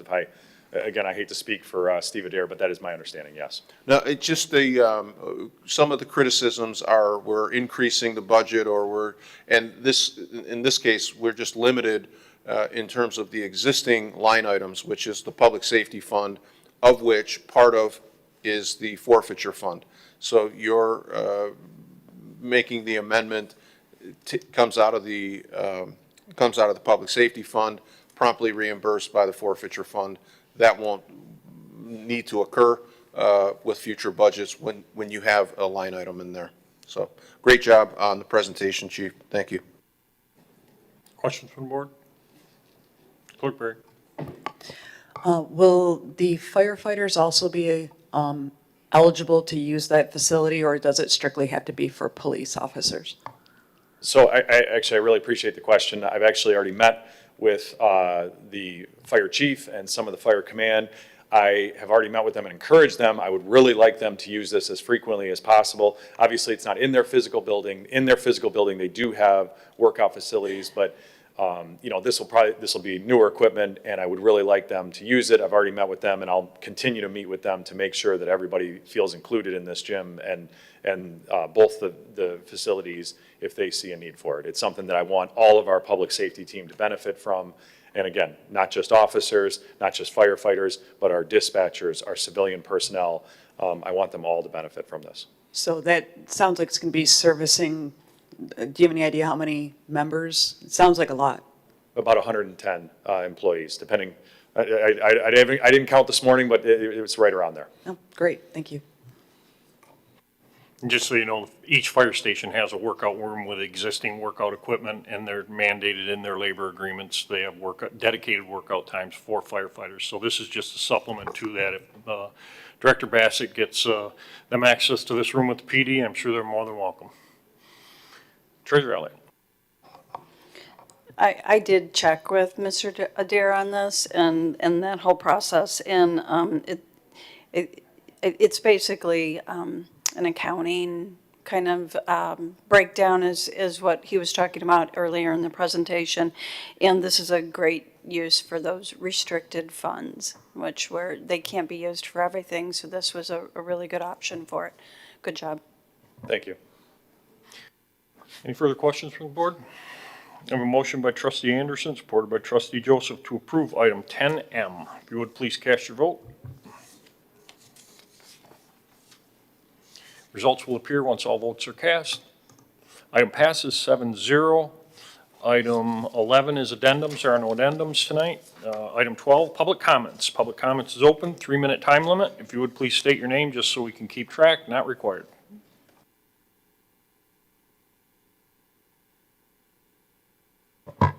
John Speaker, Chesterfield Township. Just on what I have observed tonight, in my opinion, this is the most liberal tax and spend Republican board in my lifetime that I've seen. I'd like to know where we stand as far as the FOIA coordinator that's out on medical leave, and who's actually handling the FOIAs that are being turned in. And what wasn't mentioned in Mr. Adair's presentation, which wasn't included, was next year's increase in revenue that this township will be collecting. That was not included in that presentation. So again, we're good through 2030, but that didn't include the additional money next year of the reassessment. Again, I want to reiterate, we have a spending problem in this township. We definitely do not have a revenue problem. We have bloated salaries. I've got a groundskeeper at $152,000. I've got secretaries at $123,000. I've got majority board members that gave themselves 13 to 20% raises. I've got a Parks and Director making over $118,000 in a community of 47,000 residents. I've got majority board members with poor decision-making skills, poor management, lack of the skill set to put the residents first. And another thing that I'd like to ask is, I'd like to ask Ms. Hornberger if she's repaid the $1,200 that she double-dipped the residents on. I haven't gotten an update on that, if that money's been paid back to the residents. And I believe that one of the board members owes Janice Young a public apology. It was stated on Facebook that one of the board members had viewed a video that showed that the allegations made against Ms. Young were accurate and true. That turned out to be false. Anything that that individual accused Ms. Young of, the prosecutor's office dropped. So I think, Dave, you owe Janice an apology for that. You jumped the gun before the investigation was complete. And Mr. Supervisor, removing any and all signs that you disagree with is a violation of the Constitution, which I know you don't understand the Constitution because I'm willing to bet you never read it. But even though you disagree with how a candidate or a millage on where they stand, you cannot remove signs that meet the 100-foot.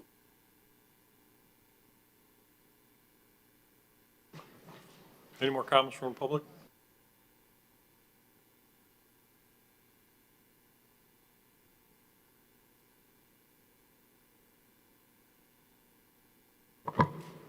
There we go.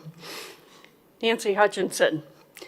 This meeting seemed to be a little better than the last month's shit show I watched online.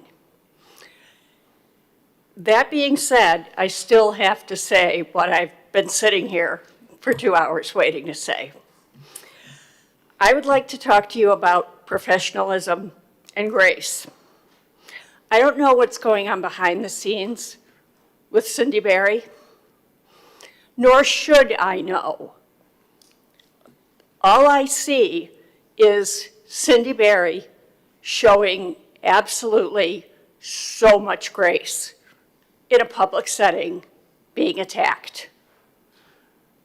She's shown more professionalism than anybody here. Like I said, I don't know what's going on, but the attacks have to stop. We have to start acting like grown-ups. We have to start acting like grown-ups. You disappoint me, Mr. Joseph. You need to keep your fingers off Facebook. You need to stop name-calling your constituents, your voters. Do you care about these people, these residents? I know some of them get under your skin. I completely understand that. I've come here asking questions, asking general things, some things I've been very passionate about, and this happens to be one of them.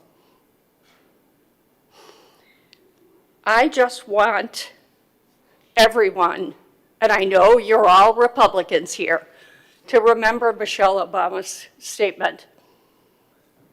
When they go low, we go high. It says it all.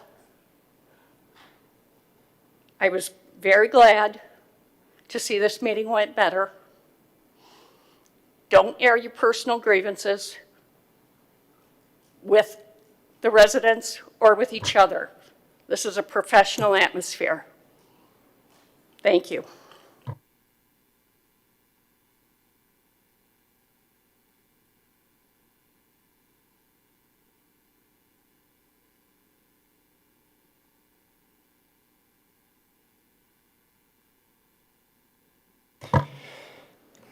Okay, start with that. Hi, my name's Mitchell Ulrich. You might know me as I was the one that had concerns about the audit that posted on Facebook. I'm not here about that. I just want to give you guys kind of my take on it because maybe like a younger viewpoint with the Parks and Rec proposal. The thing that I don't understand or can't wrap my head around is how it actually works. And I'm the type of person where I need to know how stuff works to like approve of it, whether it comes to my job or anything else. So like if this is approved, it can be up to $2.5 million, but does that add to the budget we have now? Or is there like I think, I don't know, the documents have like somewhere like 500,000, there's something in the general fund and all that. So like, are we looking at a budget of like adding like 2 million to the current one, or like the stuff that comes from the general fund, can that be pulled back and used for other stuff? Because my only concern with that is I used to live in Sterling Heights, and I feel like that's kind of how we got a giant circle on Hull Road. But I guess like, is there anywhere I can go to see like what the budget would be for next year, like how that works? Because I really don't understand how it works.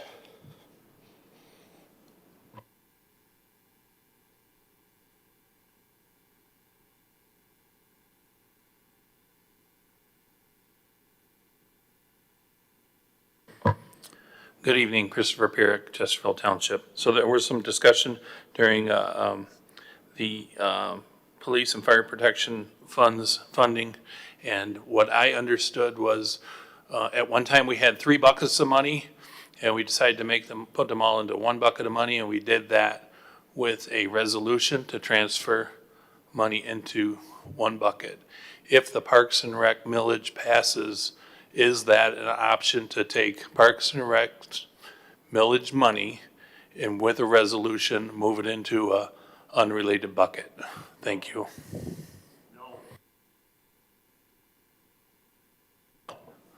Well, we did it with other buckets, so, okay. Okay, thank you.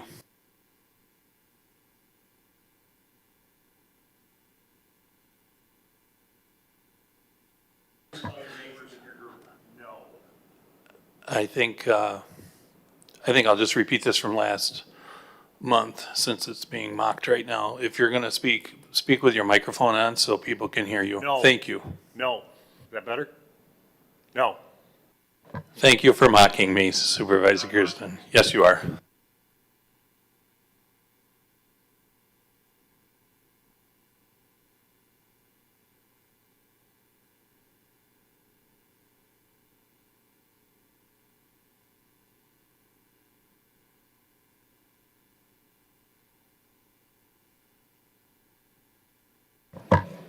Good evening, Josh Brandt.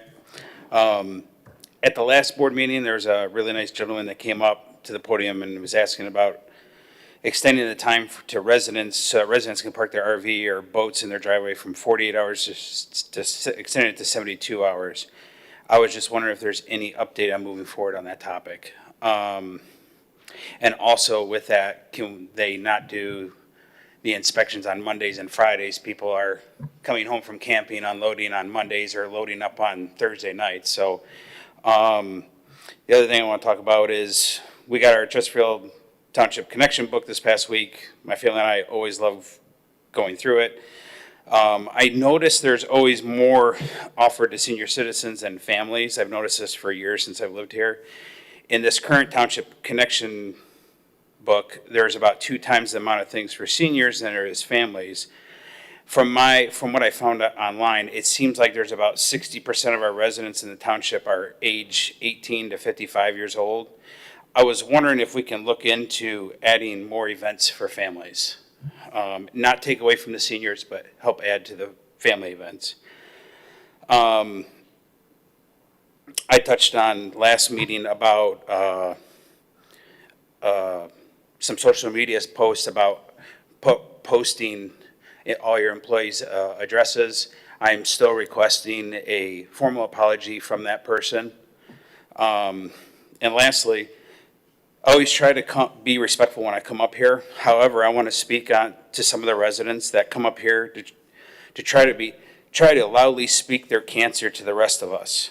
They come up here every meeting in a negative manner. My suggestion to these people is simple. When you come up here to the podium with a problem, also come with a solution. The board will be more than willing to listen and work with you in your concerns. If you can't do that, stay home with your negativity, because no one likes it. It's not helpful, and it's not helpful to making Chesterfield Township any better. Thank you.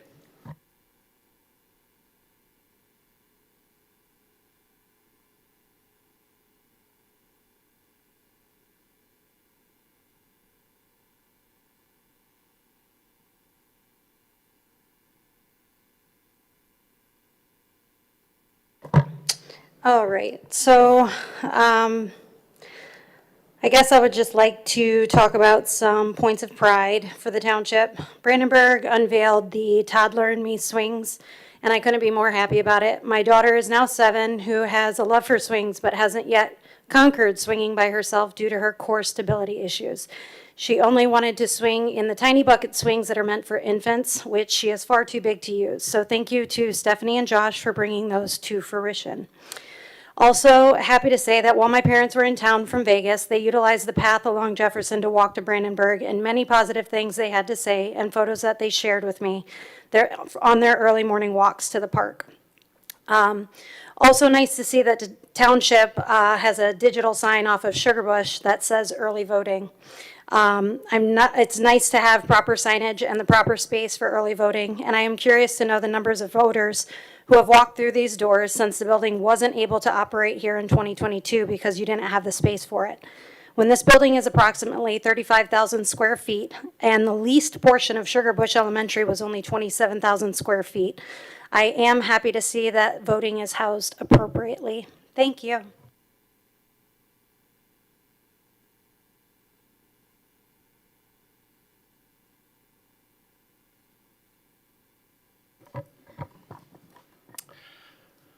So I've been kind of on a personal crusade ever since coming back home from the war, and one of the things I wanted to do was essentially average out probably an hour each night the past month, just going around the entire community, finding a spot and just picking up the trash there. And I've been primarily focusing on Gratiot and 23, giving you how much space is there, and it's almost never ending, but this is something we really need to tackle in this community. And it's not just trash. This is, if you want people to live here, you have to accept the fact that I've so far picked up in the last month over 1,000 alcohol containers, and even more for cigarette butts. But I mean, that's always a known thing. But and some things I can't even describe on here.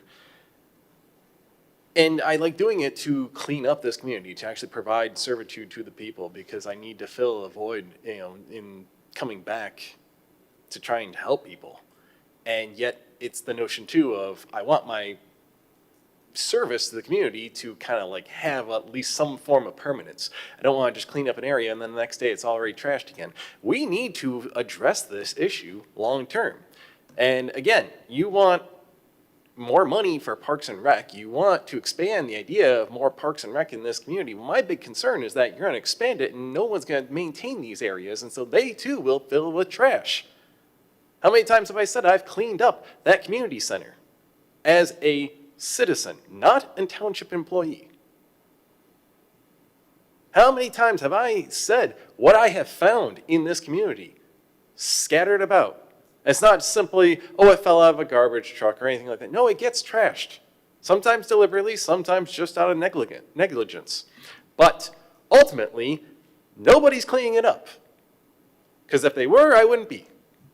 This is something that needs to be addressed, and I'm sick and tired of everyone here never addressing any single thing I say at this podium. So I'm going to commit to one issue, is the trash in this community. Because if you're not going to address that here tonight, then it tells me that everybody on here is okay with the community being trashed every single day. I'm not saying it needs to be pristine and clean. It's going to be impossible with the amount of things that happen in this community on a day-to-day basis, but something needs to happen.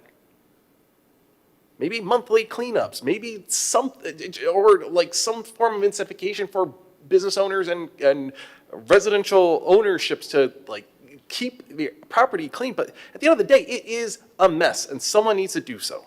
Thank you. Any more comments from the public? Bring it back up to the board. Trustee Hornberger, start with you tonight. Yes, I have two actually kinds of questions. Maybe a month ago when we talked about P cards or credit cards, I had asked when there was an email discussion to get a copy of any we had a couple people in the clerk's office who turned their credit cards in, and I asked for a monthly copy of the statements for the remaining cards in the clerk's office, so I would like those.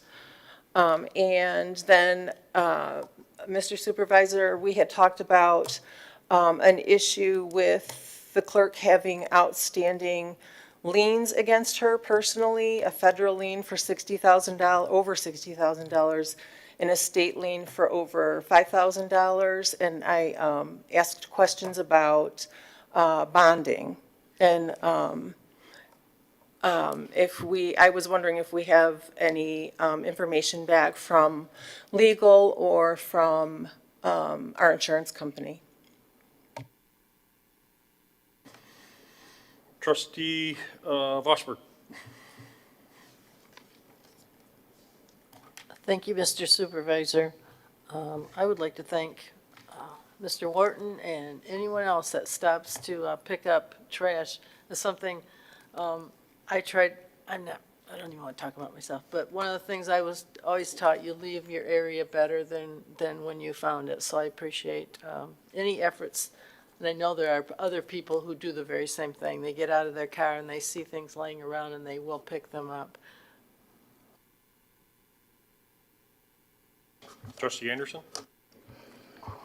Mr. Wharton, you epitomize the old adage, people that are honorable do things without being watched. It's what they do and no one notices. And seen you many times. I've mentioned it before. You and the attack dog behind the old middle school and other places up and down Peggy Lane and that, picking up other slobs, messes, whatever, however they get there. And last thing is August 4th, a week from now, is, if you haven't already, that's vote and you have a choice. Don't vote and you won't have any choice. Thank you. Trustee Joseph. Thank you, Mr. Supervisor. Trustee Vosberg, you're right. Some people go out and pick it up. Some people drive by it and come to the board meeting to complain about it. And Mr. Wharton is the guy that picks it up.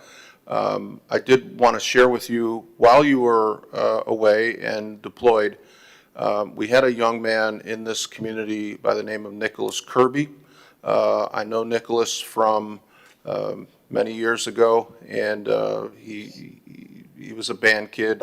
I attempted to connect you because he was talking some of the same things that you're talking about, and unfortunately, you were on your way out and could not connect with Nicholas, but we did get him to the Parks and Rec, and he came to a committee meeting, a commission meeting, and he's kind of evolved his volunteer efforts, which are very much aligned with what you're talking about.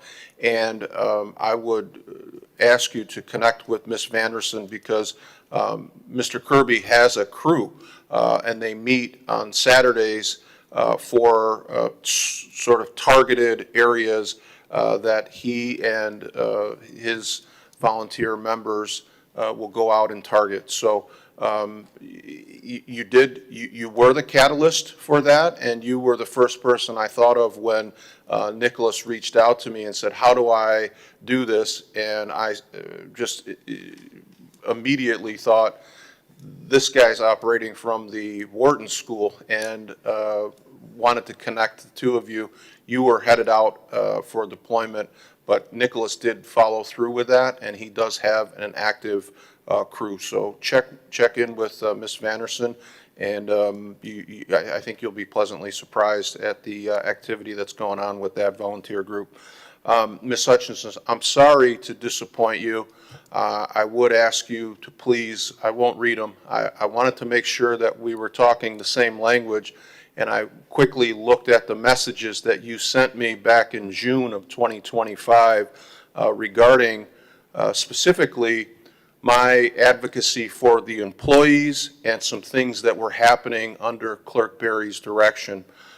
She, at the time, was working with the person that Mr. Speaker wants me to apologize to, and you and I had an exchange about how disgusted you were with that individual. So I'm a little confused as to what prompts you to, because the things that you saw on Facebook were a direct response to my advocacy for the employees. Again, I know that you said you didn't know what was going on.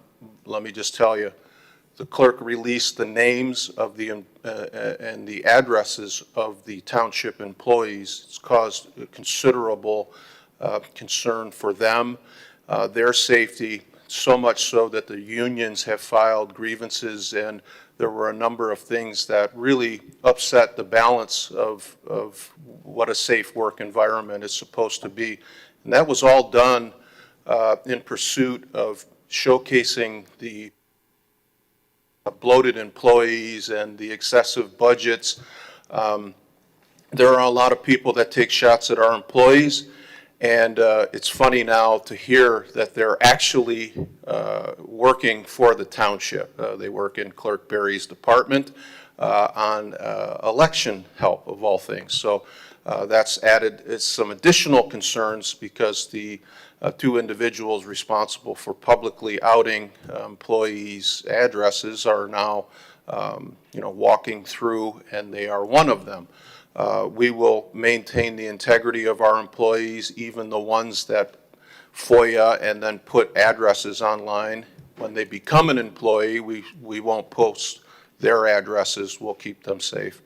Mr. Brand, thank you again for your wise words and your, I don't know how you managed to convince your son to sit through this, but thank you, sir, for attending and being involved. And I appreciate the communication that you offer to this board, and the way that you try to find out how to be a member of the community that enhances your township, not just tears it down and looks for areas that are a problem. You are a solution-focused guy, and you have been since you showed up, and I appreciate you very much, so thank you.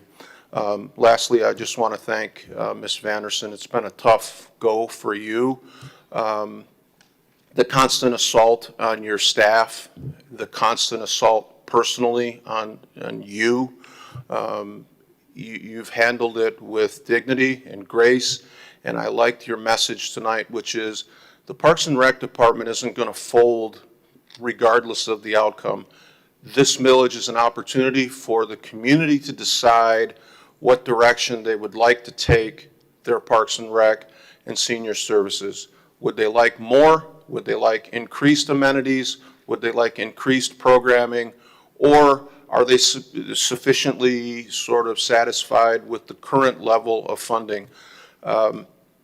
That's really what this referendum is about. There's a lot of opinions and people that know an excessive amount of things, and they are experts, self-appointed experts. No, I was just generally, glancing at the audience. That section over there seems to know a lot about township government. This area here knows a lot about township government.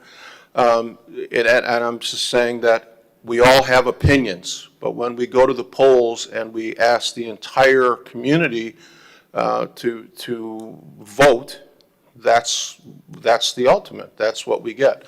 So we will know on August 4th what the community would like to do. This is not an exercise of tightening our belts or living within our means, or it's really just the opportunity to expand or to stay where we are. And that's what the voters will decide. I will respect their decision, as I always do every election. I don't blame the ignorant voters who, when it doesn't go my way. I don't attack the employees. I just simply, we will accept the will of the voter, and we'll move into the budget process, specifically as it relates to Parks and Rec, with whatever revenue the voters give us. But thank you, Michelle. You've done a wonderful job of trying to inform the public for months. You get these rogue members that show up at the visiting sessions, and they want to litigate, and, you know, they just, again, you've done a tremendous job. You've done it gracefully, and I'm very proud of you and our Parks and Rec team, and I'm sorry that you went through this. Thank you. Treasurer Lynn. Thank you, Mr. Supervisor. Want to address, Mr. Pierrick, and your question regarding the money from Parks and Rec. I think what you're getting at is, and you can, shake your head if I'm right, but I think what you were asking is, can that money be used for anything else, or is it going to stay basically in Parks and Rec? Okay, so it has to stay within the Parks and Rec. It can't be used for other things. And so I think how that's done is different than how they did it for public safety. But generally, I think that answers your question. When the conversation about a millage for Parks and Rec started, and that was years ago, that was actually when Dana Cavetti was the supervisor, and it was the requests and the demands for things that fall under the Parks and Rec. Those things come every single day with those requests. Here tonight, let me tell you what some of them were from some of our biggest people who are no's. Add more youth programs, sidewalks, those playground equipment, connectivity. We're hearing all of those. Those things are all falling under Parks and Rec. What's happened over the years is as more young people have moved in, and they really, this younger generations seem to enjoy bike rides and taking walks, and that's a very big part of who they are. So they're requesting more of those types of things. And this board has done as absolutely everything they possibly could do to meet those demands. But now we're at a crossroads, as you heard tonight from, the presentation, and that the ability to be able to meet those requests, those things cost money. They just do. And that's just the truth of the matter. And if you don't have a funding source for those, then you're going to have status quo. And so that's really where we're at. And it's for me, when I read Facebook, it's sad. It's very sad because the honest conversations are not being had. And I hope no matter how this goes, that we can continue to have honest conversations about what the residents here in this township really do want, and then how they're going to fund it. And if you want things, a community center, there was a lot of criticism on the community center purchase. However, that was a big request for a community center. The Parks and Rec was operating out of this little tiny area over here that's now the senior center, and it was a small area, and we are renting school spaces at schools, and I don't know, all over all over the place. And I don't know if Michelle can she's smiling back there, but we were all over the place. And so I think those are honest conversations that we need to continue to have, whether this Parks and Rec millage passes this or not. Those are not going to change. The other thing that also is an issue that Steve Adair touched on that I also want to reiterate is the fact that the road funding and how the township doesn't get road funding. And this board has also been tasked to try to solve some of that in ways, trying to creatively figure out how to solve that so that you have drivable roads. And so we hear that also, that feedback on a regular basis. So I don't have all the answers, but I do want to make sure that we're having honest questions. Thank you. Clerk Perry. I have no comments. I've been asked in the finance director position, we have 15 candidates that have applied. Sarah, or HR, is in the process of vetting those individuals that applied based on qualifications relevant to what our posting was. We'll have an update hopefully by the next meeting where we're at. We'll begin scheduling those interviews. A couple of the comments. There was a resident here earlier tonight that talked about a sidewalk pathway from Remington Court to the school and then the new development.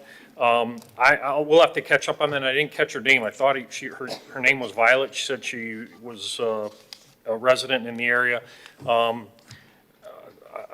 If somebody's got her name, Karen, let's reach out to her and figure out what exactly she was talking about. There is a couple of connectivity problems that safe routes to school, Department of Roads, and the township has been working on. Again, anything that connects to a school, it falls under a different program, and it's difficult for us. But the Sideways, Pathways, and Road Committee is actively working on this. And again, as I said in the past, our gap sidewalk problem and our new sidewalk problem, there's a $33 million 3 years ago. That was a $33 million project, so they're tackling that. Trustee Watt, am I missing anything? We have the name of the person who spoke Okay. and the family that's impacted, and a meeting's already been scheduled. Okay. And again, the other comment too, that one of the residents made, and I missed her name, was Jefferson. That is an old roadway. There are easement issues with that roadway. That roadway is in a rehabilitation program. It is scheduled to start next spring. And I know we will take a look at where we can improve our sidewalks and our connectivity to other township sidewalks and pathways during that time. And again, the committee has that, and it's an active, a constant active plan that is underway. It's not being ignored. Mitchell, your questions tonight, the visioning boards are outside. They had visioning sessions. Everything that you were asking can be addressed and there's answers to. It's not being hidden. The project timeline though, if the millage is approved, there are plans in place, but how we approach it isn't my decision. It's everybody up here. So if the funds are there, then you pick the projects and you select them to see where we're going. And again, Parks and Rec Director Vanderson in the back can answer all these questions. There's no secret. There's nothing nefarious about it. Your one question, are we going to remove general fund money if the millage passes? Right now, there's no plan for that. So again, that is a function of budgeting and capital plans that this board will have a discussion on, and you're more than welcome, if it passes or if it fails, to come back here and be involved. What I would ask you is to get with Director Vanderson, and she'll give you the whole vision and plan as to where we are.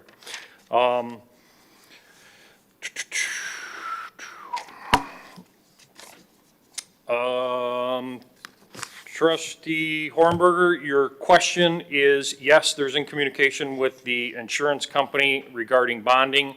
I have not received a email back from it as I asked. I will do that again and try and answer your questions. And then the documents, again, whatever documents you want or you think you need, You have complete authority to access them, and we will make sure Karen will work with you and get you whatever you need to get to.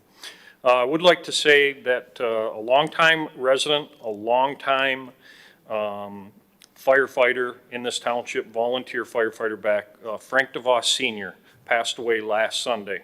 If anybody knew Frank, the guy was a hoot. The guy was dedicated to the township. He was dedicated to the fire department. His years of service as a volunteer, back in the 80s and the late 90s, Frank DeVos Heating and Cooling van showed up at a crash or an accident or a house fire. And not only did Frank jump out, but his two sons came with him, and they became firefighters. Frank was a longtime resident, grew up over on Fairchild Road in Dunn. His family still lives there. Great family. Again, long dedication to the township, and he was a big supporter of the police department, and that's how I met him years ago. So sympathies to the family for his passing, and definitely worth a mention as a respected community member here in Chesterfield Township. With that being said, there are no closed sessions scheduled tonight. There may be one at the next board meeting, depending on a legal matter that needs input. So item 15 is adjournment. Supervisor Kershaw will make a motion to adjourn. Support. Clerk Berry. All those in favor? Aye. Opposed? We are adjourned at 10:34.